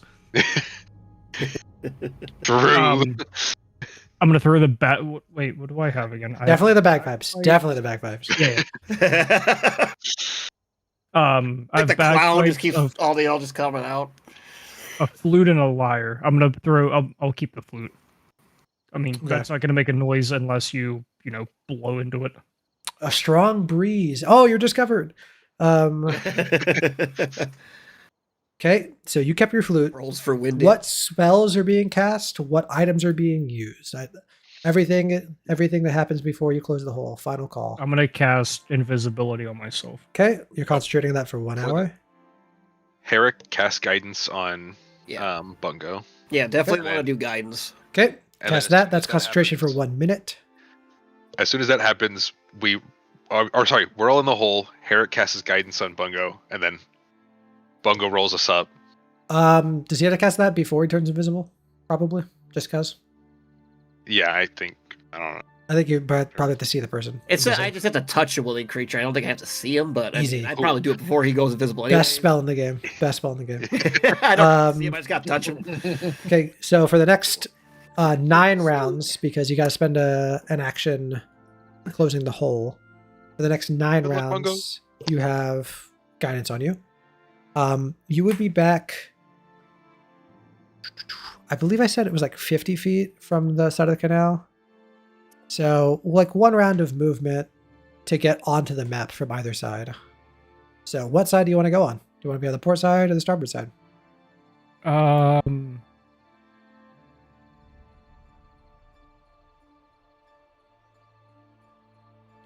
Port. It's closer. Port side is the side that would be towards the middle. Yeah, starboard. Yeah. Oh yeah, it's. I mean, it's either. There's no right answer. It's just whatever you want to do. Yeah. I mean, yeah. Okay. Less travel time in the water. Make me a perception. Is guidance the next check, or do you get to choose to use it? I'd feel shitty if you don't get to choose, but Touch one of the creature once spell before the spell ends. The target can roll a d4 and add the number rolled to one ability check of its choice. okay. Make a perception check then. You can roll before or after the ability check. Okay. Oh, before or after. Okay. Yes, you can do after if you don't like your roll and add to it. Okay. Well, I'll keep it.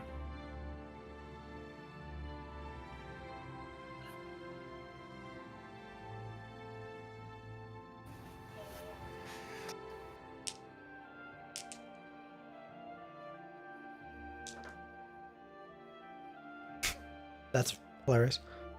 I forgot to mention You for the roll people a at the bowl, we have to hold our breath. You don't actually have to hold your breath. There's just no oxygen. No, it's 10 minutes worth of oxygen. You got 10 minutes. So just Oh. take a breath, hold it, take a breath. And it's also so you can There's also a creature has 10 minutes. So it's actually an infinite amount of oxygen. It just magically shuts off for you in particular after 10 minutes. It's really weird. Okay. What a game. Okay, I'm going to move your guys' map over here. You should see black, correct? Yep. Yes. Yeah. Okay, I'm going to bring We're you the whole guys. True. Actually, all of you only see that. Okay, I guys are told down you I there. got dark vision. I see a lot of dark. Can you make me a stealth check to enter the water? Actually, before we do this, are you doing it when they're in the lock, or are you doing it after they leave the lock? That was What did we agree on? yeah. I thought we would do In- after in the the lock, lock. so we don't Yeah, got to deal with the after. people in the Okay. lock. Oh, after the lock? Oh, sorry. I'm wrong. That way we don't got to deal with the guards and the workers. It's like right after they leave the lock. Sure. Yeah. Okay. Okay. That's right. Sorry. The other argument was because if they leave the lock, it'll be late. So me and Herrick won't be able to see as well. But if it's while they're still in the lock, it'll be like 7 o'clock, so they can't see. That's what I was saying during mealtime. So they'll be a little bit more distracted. If we want to do it at night, that I can also, because the only reason why they were still in the I lock guess is so there depending was on the still commotion season, going would 8 o'clock be pitch black?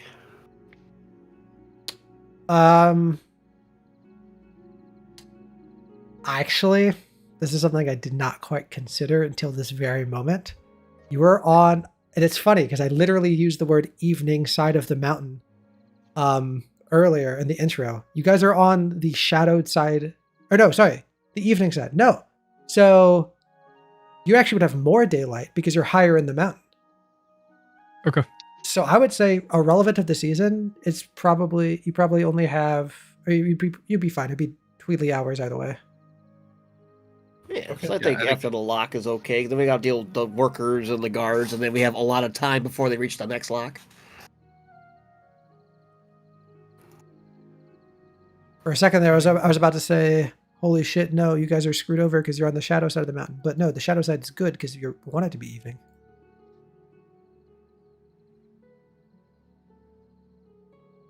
Okay. So, When it's stealth.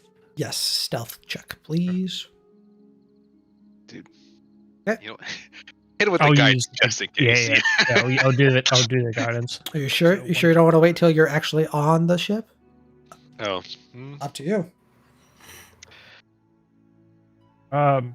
No, I don't want to be seen getting on the ship. I have people that help me if I get seen on the ship. Okay. Not Okay. get attacked while I'm alone in the water. It's an action to open the hole. Just so you're aware, it's an action to open the hole, Yeah. and there needs to be room on the ground to open the hole. So if there's stuff on the ground inside the ship, and there's not a 10-foot or 6-foot radius. No, 3-foot radius. I think 6-foot diameter. I think. I will check it if it matters. Okay. Anyway, 14. Okay. You swim through the water up to the side of the ship. As you're approaching, you would notice that this window and this window appear to be cracked open. I'll go to the one. Yeah, you can't really see inside until you start to climb up. Yeah, one on the left. Oh, on the left? Okay, give me a moment. Wait. Let me think about this. One on the right, because you would store shit in the back of the boat. There might be more space in the front. Okay. Un momento, por favor.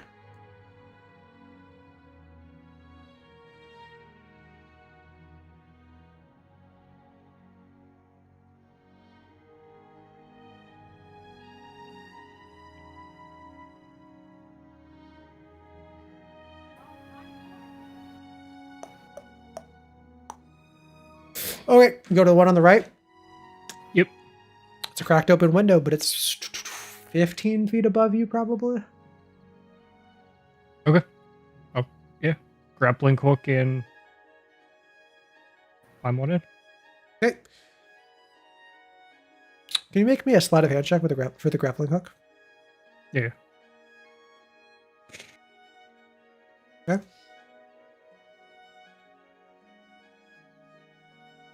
Okay, you throw the grappling hook.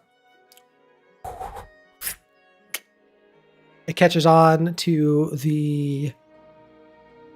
Looking up at it, this side of the window, it actually catches on to part of the, part where the window, swings out as well. Okay. Start to climb up? Yep. Make me an athletics check and just don't roll a 1. I don't like it when someone says that. Hey! Woo! You Almost Nice. as far away from a 1 as possible. you definitely On the other end, There we that's go. good. We like that. you definitely climb up the rope and you can peek inside. With your sleight of hand check and your stealth check, I'm not going to make you roll again right now. I'm going to show you what you can see. And then you Okay. can tell me what you want to do. And then depending on that, I might ask for more rolls. Okay.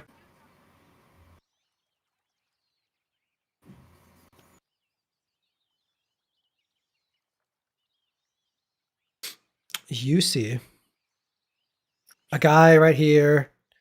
He seems to be pulling a bucket of water out of a tub, and he's turning back and talking to people. And you see him working and rubbing something in the bucket. You see some people. There's a guy lying down, a hammock right here. This guy in the far is standing by this barrel, and he's leaning up against the wall, leaning on the barrel, drinking from a bottle. You actually wouldn't see this because it's behind this wall. But Okay. I'm going to say he's over here, and then you would see it. There seems to be a guy who's manacled by one ankle, lying on a straw bed on the ground, but appears to be dressed in a very similar way to this guy. You can see him smiling and laughing, talking to someone, yelling at him across the way. He's like, "Yeah, fuck off! I just took a little, man. Come on." Yeah, and there's people shattering. You can hear at least 5 other people further down, further back in the ship. There's people chatting and talking and eating food and having a time. Can anybody see around here? Is that in anybody's cone of vision? Well, they don't really have cone of vision. This guy seems to be looking this way, towards this wall. This guy's laying down. This guy's chatting with people further back towards the stern. Yeah. This guy's looking straight back the ship. And this staircase, just to be clear, is heading up. That's why you couldn't see over it originally. Okay. You do see a staircase that heads down further right there. Yeah, I mean, I'm invisible. I'd go down further. Okay, so you climb in the window? Yep. Okay.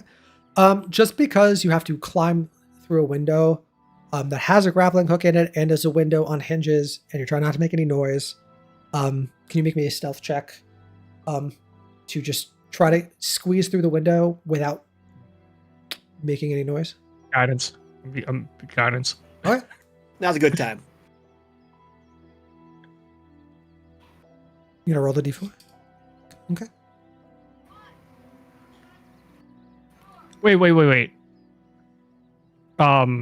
Herrick should roll a d4 because he's the one who casted it, so that one shouldn't matter. That's not how it. No, that's you rolled a d4. You got a d4.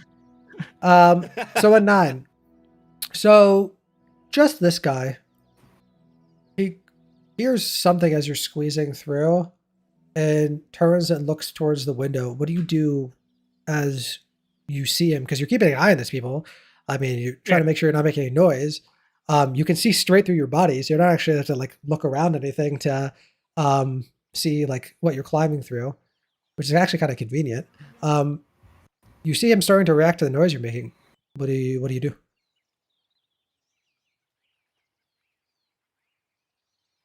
One second.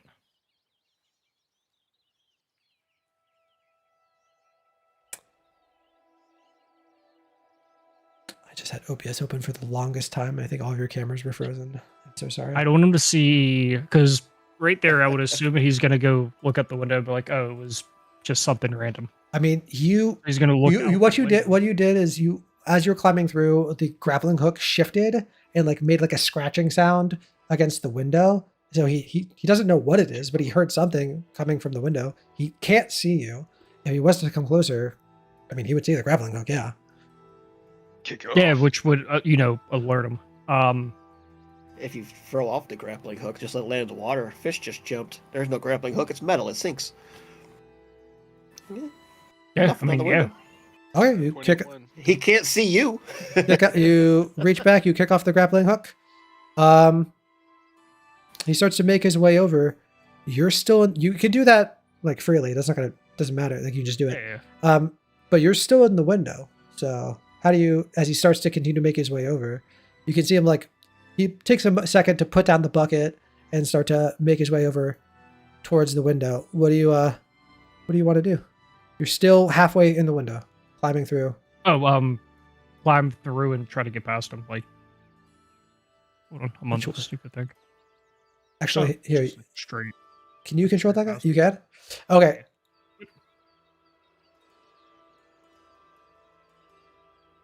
You're gonna be able to get by him before he walks up to the window, though. That's or what do I'm you have to, like, trying maybe to, skirt yeah. along the wall and try to like be out of his range of where he's gonna walk into you. Yeah. Okay. This would be an initiative check. So roll initiative. Everyone? I'm the only. You guys are in the hole. Yeah. Wait, where is it? It's a dex check. Oh wait, no, you got Jack of all trades. It might not actually even add that to that. So Oh, yeah. So I got a 10 on that. I have +1 to everything. Would that 10 have helped for that stealth? well, it's not +1 to everything. It's +1 to things that you're not proficient in. Yeah. So you're not proficient in yeah. initiative, so it would add to initiative. But you are what's it called? You are proficient in stealth, I believe. Yeah, I am. Do you just want to dex check them? For the Yeah, a dex check, and then we can just add 1 to it. Okay. 7. Number you need to beat was 2. I rolled real fucking low. Okay. Yeah. You slip past him as he checks out the window. He closes the window. All right. Well, no, first he looks out the window, looks down, doesn't see anything. Just looks up at the sky and sees if there's like cloudy or windy or anything like that, and shakes his head, looks over at this bottle, picks it up, looks at it suspiciously, uncorks it, starts to drink it, closes the window, and starts to go back to working on washing up some dishes. Okay, what do you want to do? Where do you go from head here? down the stairs. Oh, actually, before you continue, let me Yeah. show you. God, where was it?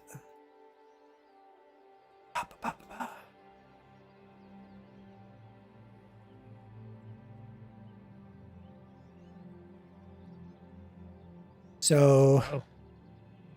yeah. Oh.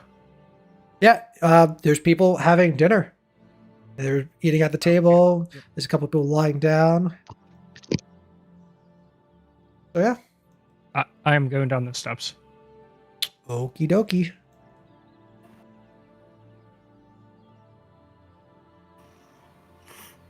You make your way down the stairs into the hold.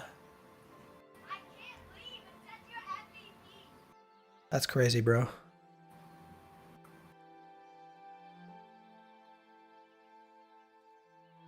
Okay, for purposes of map, that this is Yeah. all one map, but obviously you're below.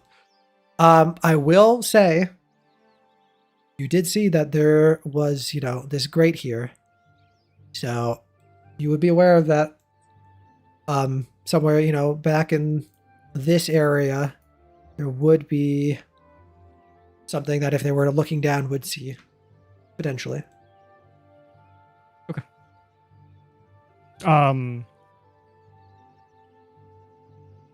Is here big enough to open the hole? Let's double check the diameter of a portable hole.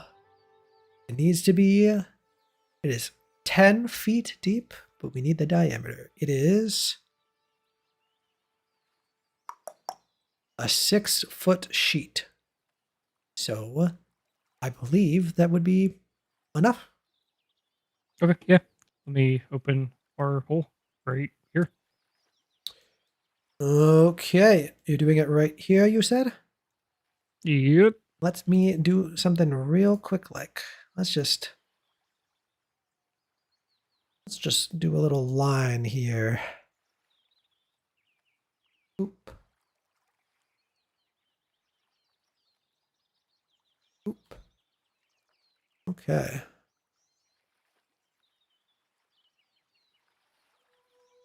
So that is behind that line.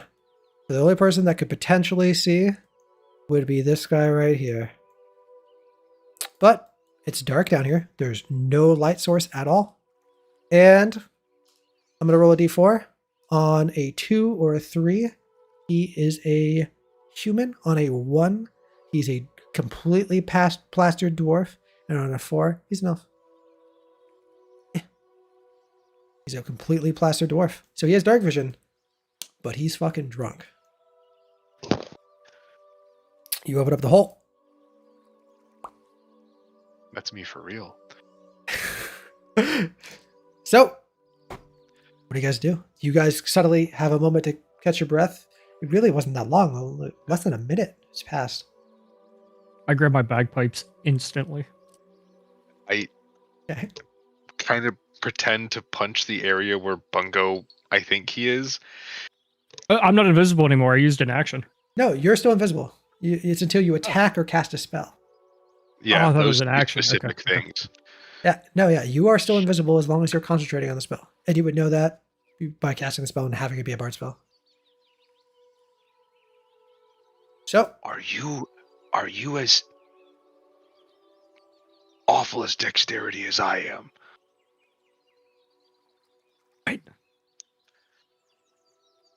what are you asking? Might be Herrick. better. Might be better. Oh, no, no jumping through hoops for me, man. No. Okay, maybe just keep guidancing yourself. If anyone's gonna make some noise and attract some attention, I guess it'll be me, and I could pull them away if need be. And So- I can formulate something. I can be a really good lookout while the invisible guy looks for the weapon. I can help move things around if need be. Underneath this grate, there is dim light. So you guys are not currently blinded. I will say, as you came further down, you'd be able to see more of the hold.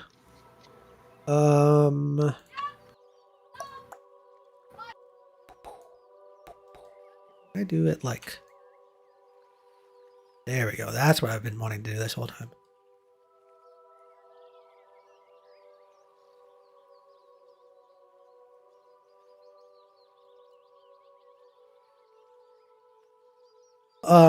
So you have a little bit of vision. It's dim light down here. So people that don't have dark vision would have disadvantage on seeing anything in this general area, and anything like further towards the bow or anything further towards the stern. If you do not have dark vision and you do not create a light source, you'll be blinded. Okay. I would have my shield on my hip and my sword on my hip. Probably just 2 hand axes. Figure this is the best thing to help pry open crates. Is there any of these crates that look, I guess, unique? What are we looking To answer that, for to answer that question, no. And to remind you, you're looking for a weapon that's being smuggled somewhere. If it's smuggled, it's got to be hidden. Son of a bitch. What if somebody's wielding it? Monocle on, do the things on the map relate to like what's actually physically on the ship? Yeah, I hand placed every single thing, every single pixel on this map. I hand placed, unironically. I watched them do it This- on stream. Yep, that's a rack of axes. Yeah, there's a rack of hand axes right there. I'd probably sneak my way over. Or put my hand axes in my belt. Oh, pick these up. Before everyone spreads out and starts looking around, opening up bags, opening up crates, opening up anything. Is anyone casting any spells to help them either be sneaky or help them find items? I don't really have anything else to make me sneaky.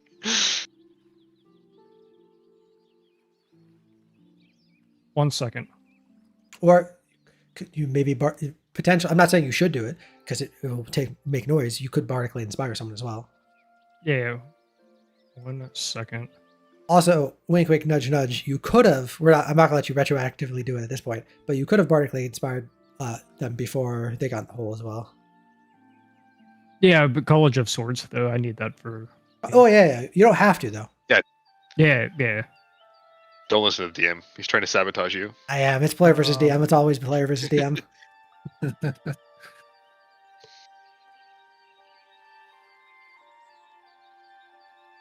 What's your... I could enhance ability someone. You could. I would break invisibility. I think we want you to stay invisible to get out. Yeah. If we think but- it's here in the hold, I could cast silence in this area to help us, not make any Ooh. noise. That'd be huge. If we think it's in the hold here, I can do that. I could try to get as much of the hold I can as possible to cast silence. Was silent? How big is silence? 20-foot? 20-foot radius. Ooh. Yep. I will say though, just so you're aware, it doesn't go through. It won't go through total cover, but it would go through that grate. It would wrap around magically through that grate, and you would, assuming that you are not asleep, you would know that you are in a zone of silence because you would hear literally nothing. That is pretty. So, Yeah. so you could cast it at the bottom of the hole, which is 10 foot deep, and it would go up. It would go up to like the shin or like knee height of the people above. that's what I do. Or you could cast it. You could cast it further if you cast it like further back, either here, or cast it further back here, or cast it. If you cast it like right here, did you? What was the radius? 20-foot radius.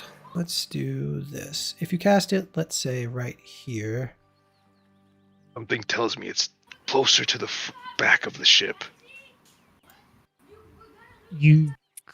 Just an idea. You could cast it in the darker areas, and I could go have a look. You could also look around right now without. Well, you're still invisible. Yeah. Oh, yeah. Yeah, but yeah. I mean, you might want to look around before. I was just trying to want to know if you guys were doing anything before Tristan was opening a crate. Picking Oh, up. yeah, since I'm invisible, can I go? I want to move up to, like the front, like the Yeah. where I can't see. Anyone else doing anything while he's doing that? I mean, that would take like 6 seconds.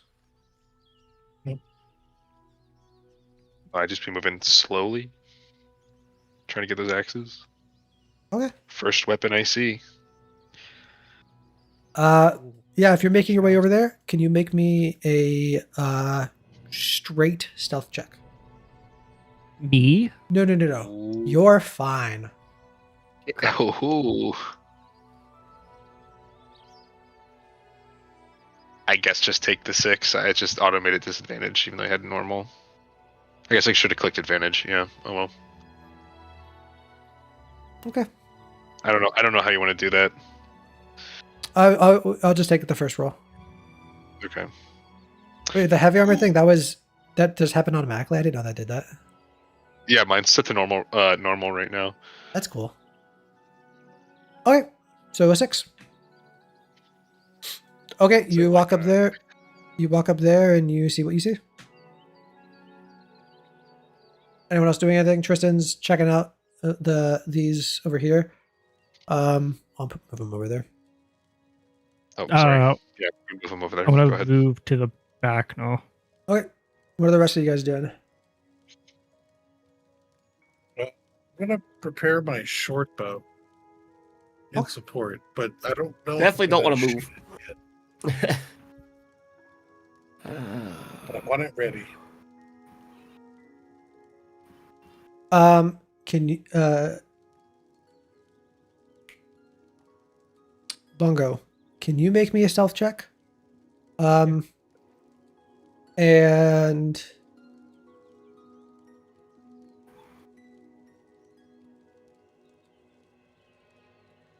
Eric, are you doing anything? Herrick is currently standing by, Okay, trying not to make noise in heavy armor. yeah, fair enough. Okay, so you would see this as you're passing by the hole. So you don't have to worry about being seen at all by the people up here. You do have to worry about not making noise. Yeah. However, you would see as you're like starting to make your way through here.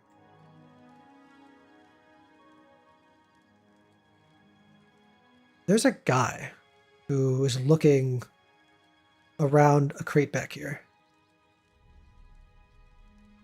You can see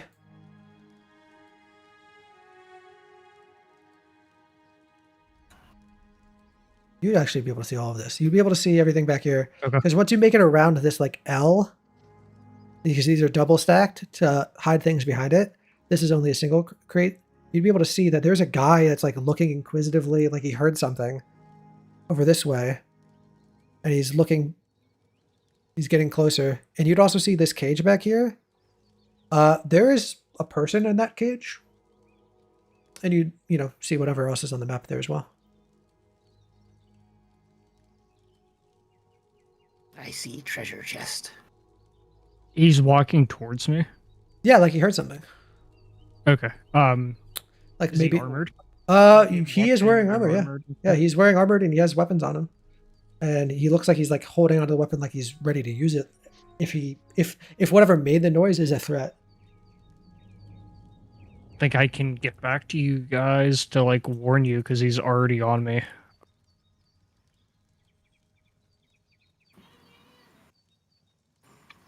Yeah, what are you doing? I'm invisible. Yeah, you're still invisible. 1 second.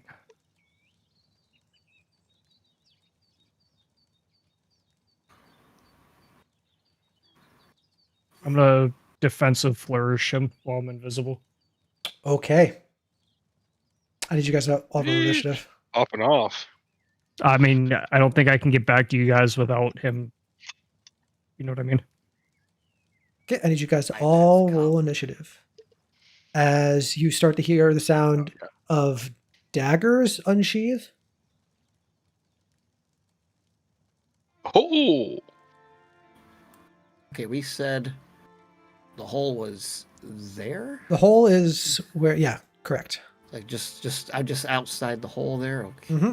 And if you are to non-stealthily move past that line, you would be seen, as it stands. Yeah.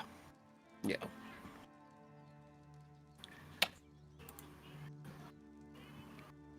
Okay, so we have highest is Tristan. Okay, the next highest is Bungo Pipes.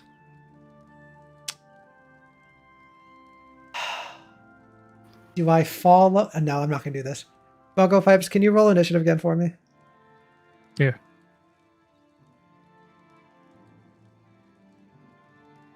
Okay. I'm glad that worked out that way. Well, it's same 15. number. Hell yeah. Don't forget it's a 15. Oh, shit! Oh, never mind. You didn't have to reroll then. You would have won. Okay. Oh, yeah. So there's a way that you can add that. Oh, wait. Never mind. Never mind. Bum-ba-bum.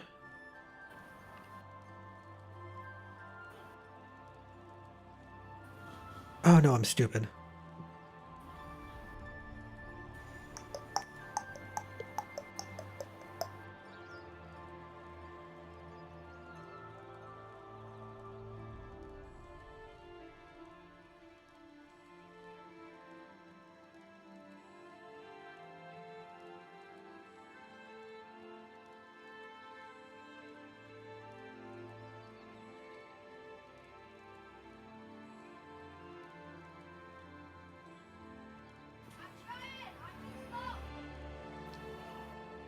Okay, I believe I've got Herrick. I've got...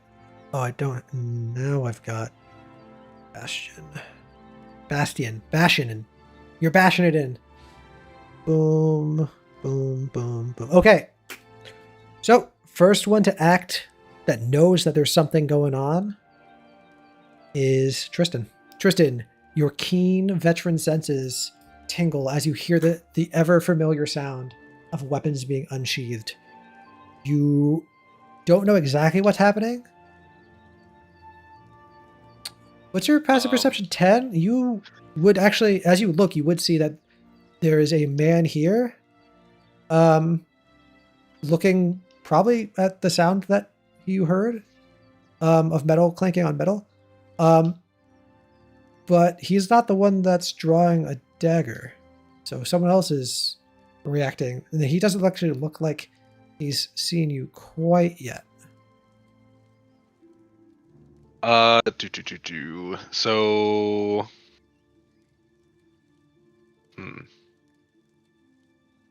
would you say I'm hidden from him? I mean, he's looking for me. You failed your stealth check. You are not hidden from him. Okay, that's fair. What I assumed. What's the short range on a javelin is 30 feet, correct? That sounds right, but don't hold me to it. Okay, so yeah, 35, probably a little more because diagonals are weird in this.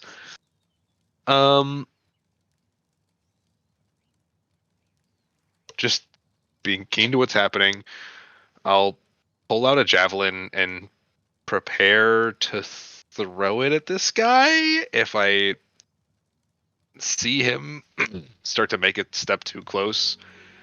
I mean, Okay. I can see.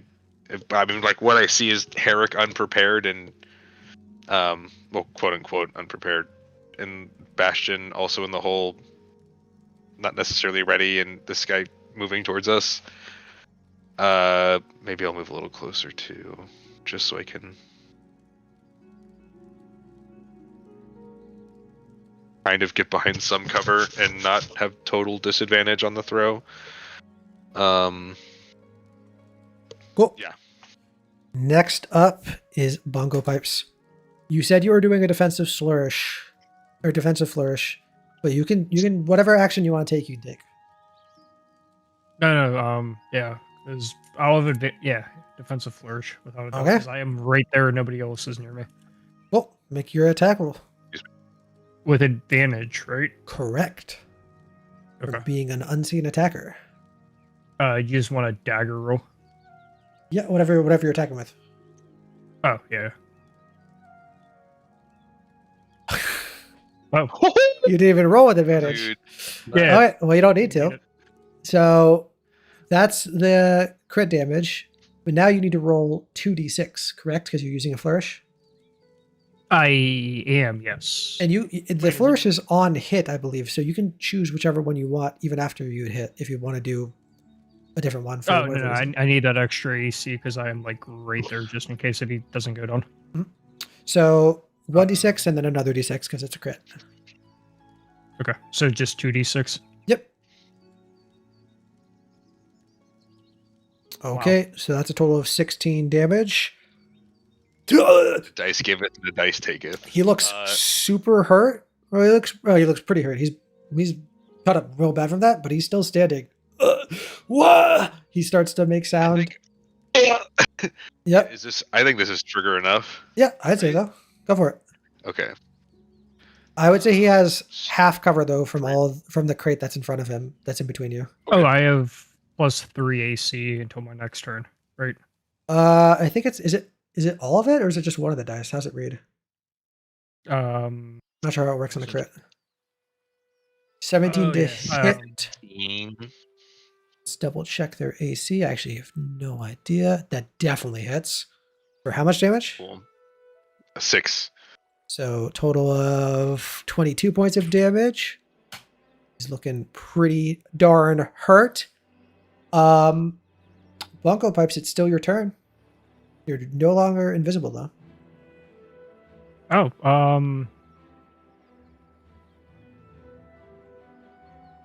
second. Wait, where is Tristan at? Tristan's back here. Okay. Over here. Like re-up on my turn, or is my action gone? You used your action, and when you were using your action, Tristan's ready to action went off on your turn. So it's still your turn. You still have a bonus action and all of your movement. Oh, okay. I don't know what I can do with a bonus action. Oh, I can offhand Yep. because I have 2 daggers. And you have the two-handed weapon fighting style, I believe. I do. Yeah. So go ahead and make me a bonus action and attack it with one of those daggers. That would be a straight roll this time, though. Proceeds to crit again. Yep. At 11, does hit for 4 more points of damage. This guy is still standing, but It'd be hard to yell with the blood in his throat. he is mega hurt. Where is Herrick? He's still in the hole with Bastion. Bastion.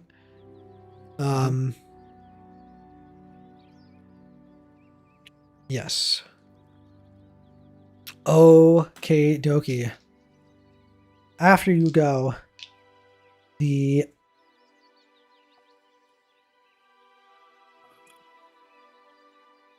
Before I end my turn, because I do have movement, what weapon is he holding? the pirate that's in front of you is holding a mace. Yeah. You can see he has a heavy crossbow on his back. I was gonna, if you said like a longsword or something, and like I would have assumed he would have been like a fighter or something. I was getting the hell out of there. I'll take a mace. Okay. Like a paladin, and I'm about to get smited by a mace. Yeah.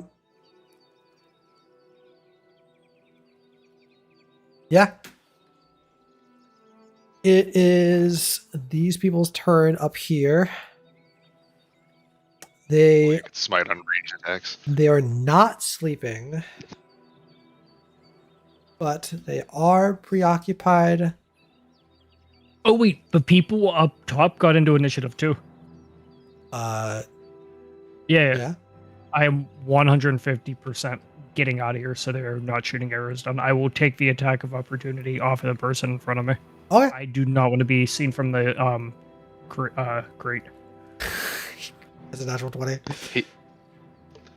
He did mention that if you move past the line, they'll see you. So like back here. If you just like, cross this line, that's like where they can see from the area. Well, it was the Okay. So the people, these people, can only see past that line. This is like a super drunk dwarf who his passive perception you'd have to roll lower than Tristan rolled on his stealth check to be noticed by this guy.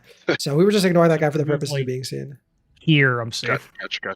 Unless they moved, to get on the other side of that wall to like look down the other way. I'm gonna. Which What do I have? they could do. I have 25 feet of movement, so. That is 7 points of bludgeoning damage to you. Oh, you got a 20? Yes, he crit. Yeah. Instead. Okay. 7 points of bludgeoning. Mm-hmm. Probably be 2 to your hit points. Because you had the temporary hit points from Inspiring Leader. Yep. Yeah.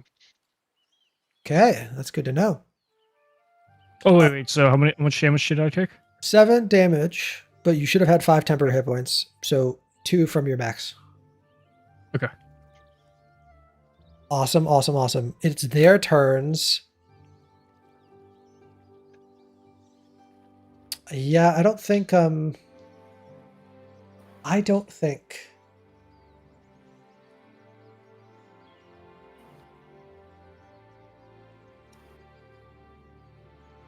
think either.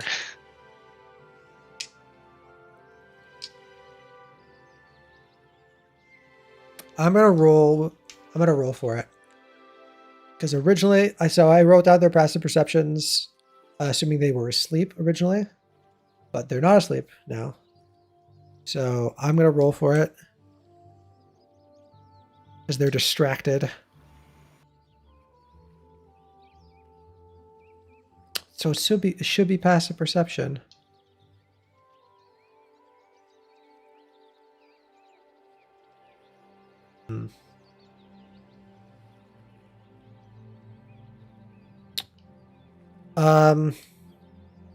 That's not gonna. They're not gonna take any action on this turn. They're not gonna notice it yet. But the next person to go would be the guy that heard Tristan's armor and that you stabbed. So on his turn,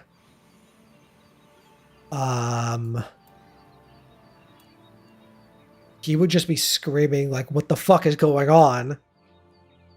Who the fuck are you? Somebody! We're getting attacked! I need help!" And would pull out a heavy crossbow, and I think the only person he could see from this angle, he's not getting any closer. He's gonna take a shot at Tristan. 19 to hit. I mean, even if I get like even if I have half cover, yeah, that would hit. Wait, what's your AC with half cover?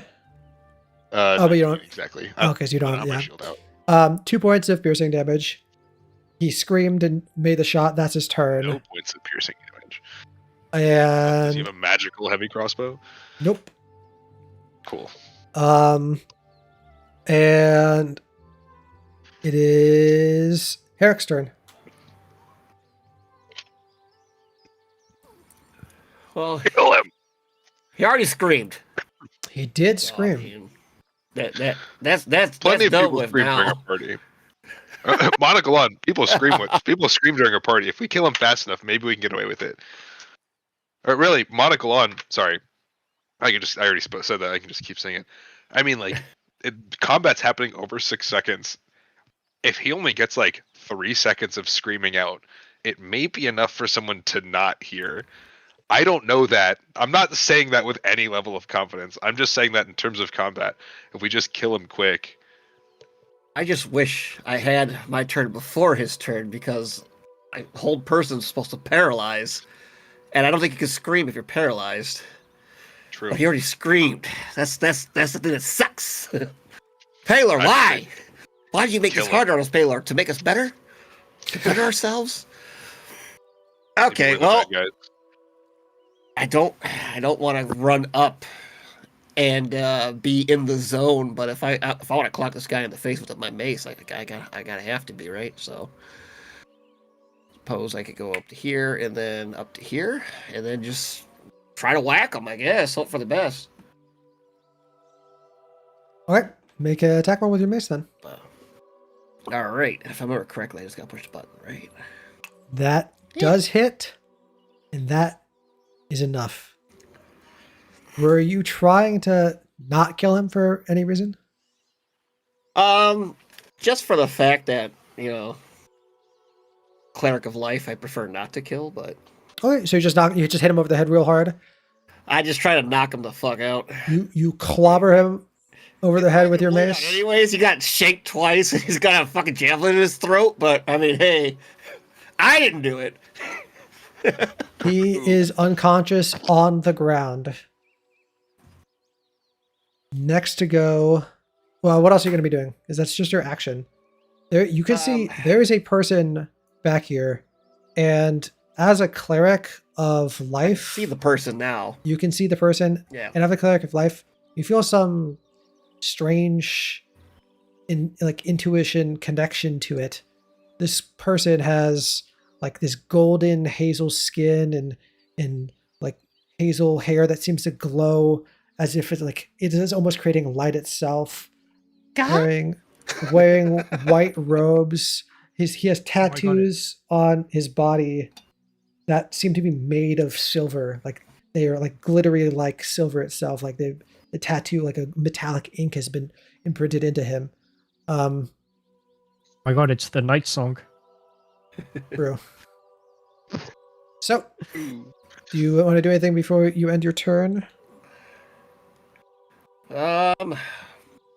Not quite sure. Okay, can't you isn't there like a dash option or something? Yeah, that'd be a part of your Bonus action action? instead. Not as a I bonus action. lost my cheat sheet. It's gone. I think the only thing you could do would be cast Healing Word, but I don't think anyone's really taking that much damage. Yeah, I don't think. The other thing I thought about was Shield of Faith, but I don't know if we're gonna keep fighting. I was thinking about putting Shield of Faith on one of the frontliners, but Yeah, at this I don't know point, how the fighting's going right now. So I'll save that. Seems like the fighting's wrapped up. Yeah, I'm gonna say that. I wishful thinking. I like it. I like it. Wishful thinking. It's manifesting. Actually, Okay. I guess True. if I could somehow get closer to the angelic creature in the cage. Yeah, otherwise you I guess I'll can- just kind of just. I'm gonna move this guy over here, but he's still there. Yeah, you can make your way around this little bend if you'd like to. Whatever movement you have left. Shit, I think I only had 5 left. I It think I would- could get to there. I think. Kind of go around the crate. Yeah, and you had to climb out of the hole too, so that's fine. And that's another 10 right there. So I think that's all I had left. Okay, the next person to act would be Bastion.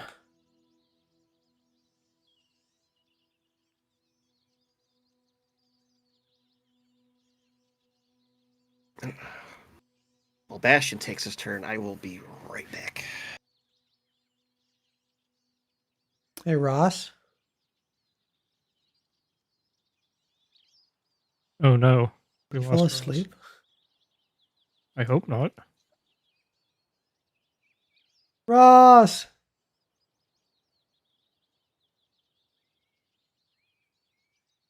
I was afraid I was gonna do that after two. Baroni. Damn. Okay, let's skip his turn for now. Top of the round, next to act would be Tristan. Tristan, what would you do to try to either prepare for combat or try to mold it so that more combat does not happen? Ooh. Let me just check one thing. Yeah, I don't think any of those are gonna help. Okay. Did his voice sound like mine? Like, did his voice sound like a voice that I mean, He kinda. I mean, he's like a kind of like a not nearly as old, but he's got a gruff, manly voice. I mean, look at that portrait. I mean, look what he looks like. Oh my god. Kind of a thuggish, less of like a closer to like Cockney, you know? Fuck. I'm gonna.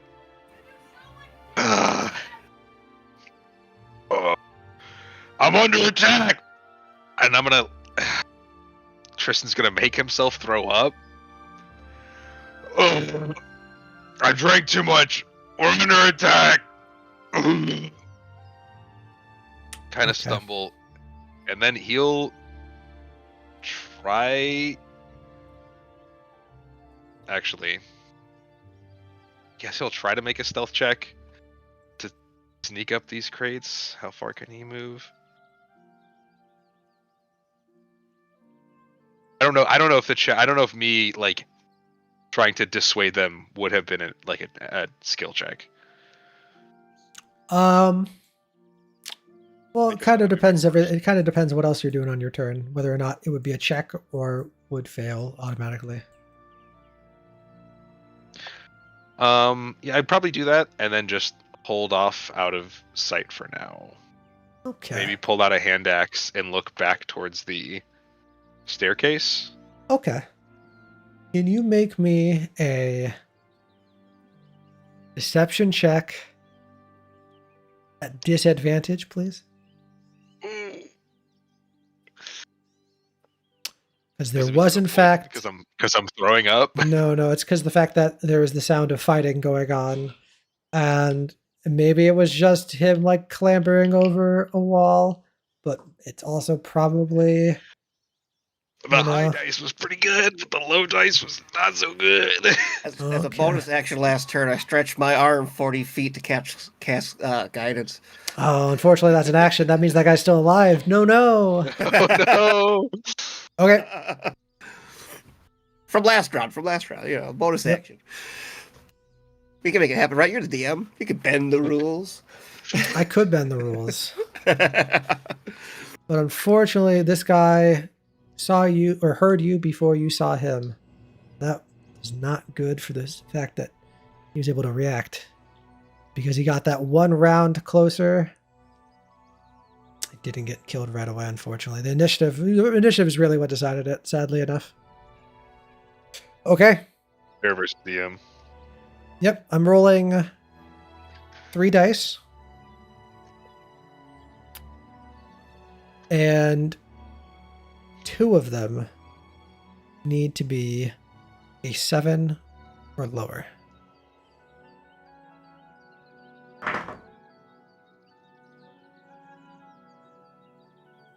Lowest I rolled was a 10. What the fuck? Wait! Who the fuck are you? You hear that in response? Ooh.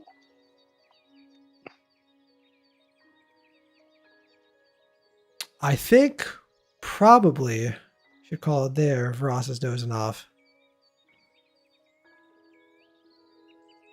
It would seem To be continued.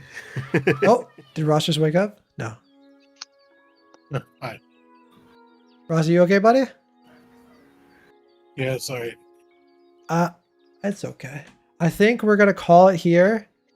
You would have had a turn to do something. Actually, real quick, if you have the mental capability right now, what would you have done on your turn? The thug that was that saw you guys did get killed, but the sound of combat was just happening. So what would you do in return? Would you get ready for more combat from the people upstairs, or would you try to dissuade them somehow? Okay, I have my short bow, so I might have taken a shot, but instead I'm gonna dash, swim. Is there there's still the grappling hook on the deck? No, the grappling hook got knocked off, but that's also 1 floor up. It's also on another floor above us. Right. Okay, so it sounds like you were going to be preparing for combat. So Yes. that's all I need to know. We're going to call it here, And whatever we play next, we'll be picking up where we last left off.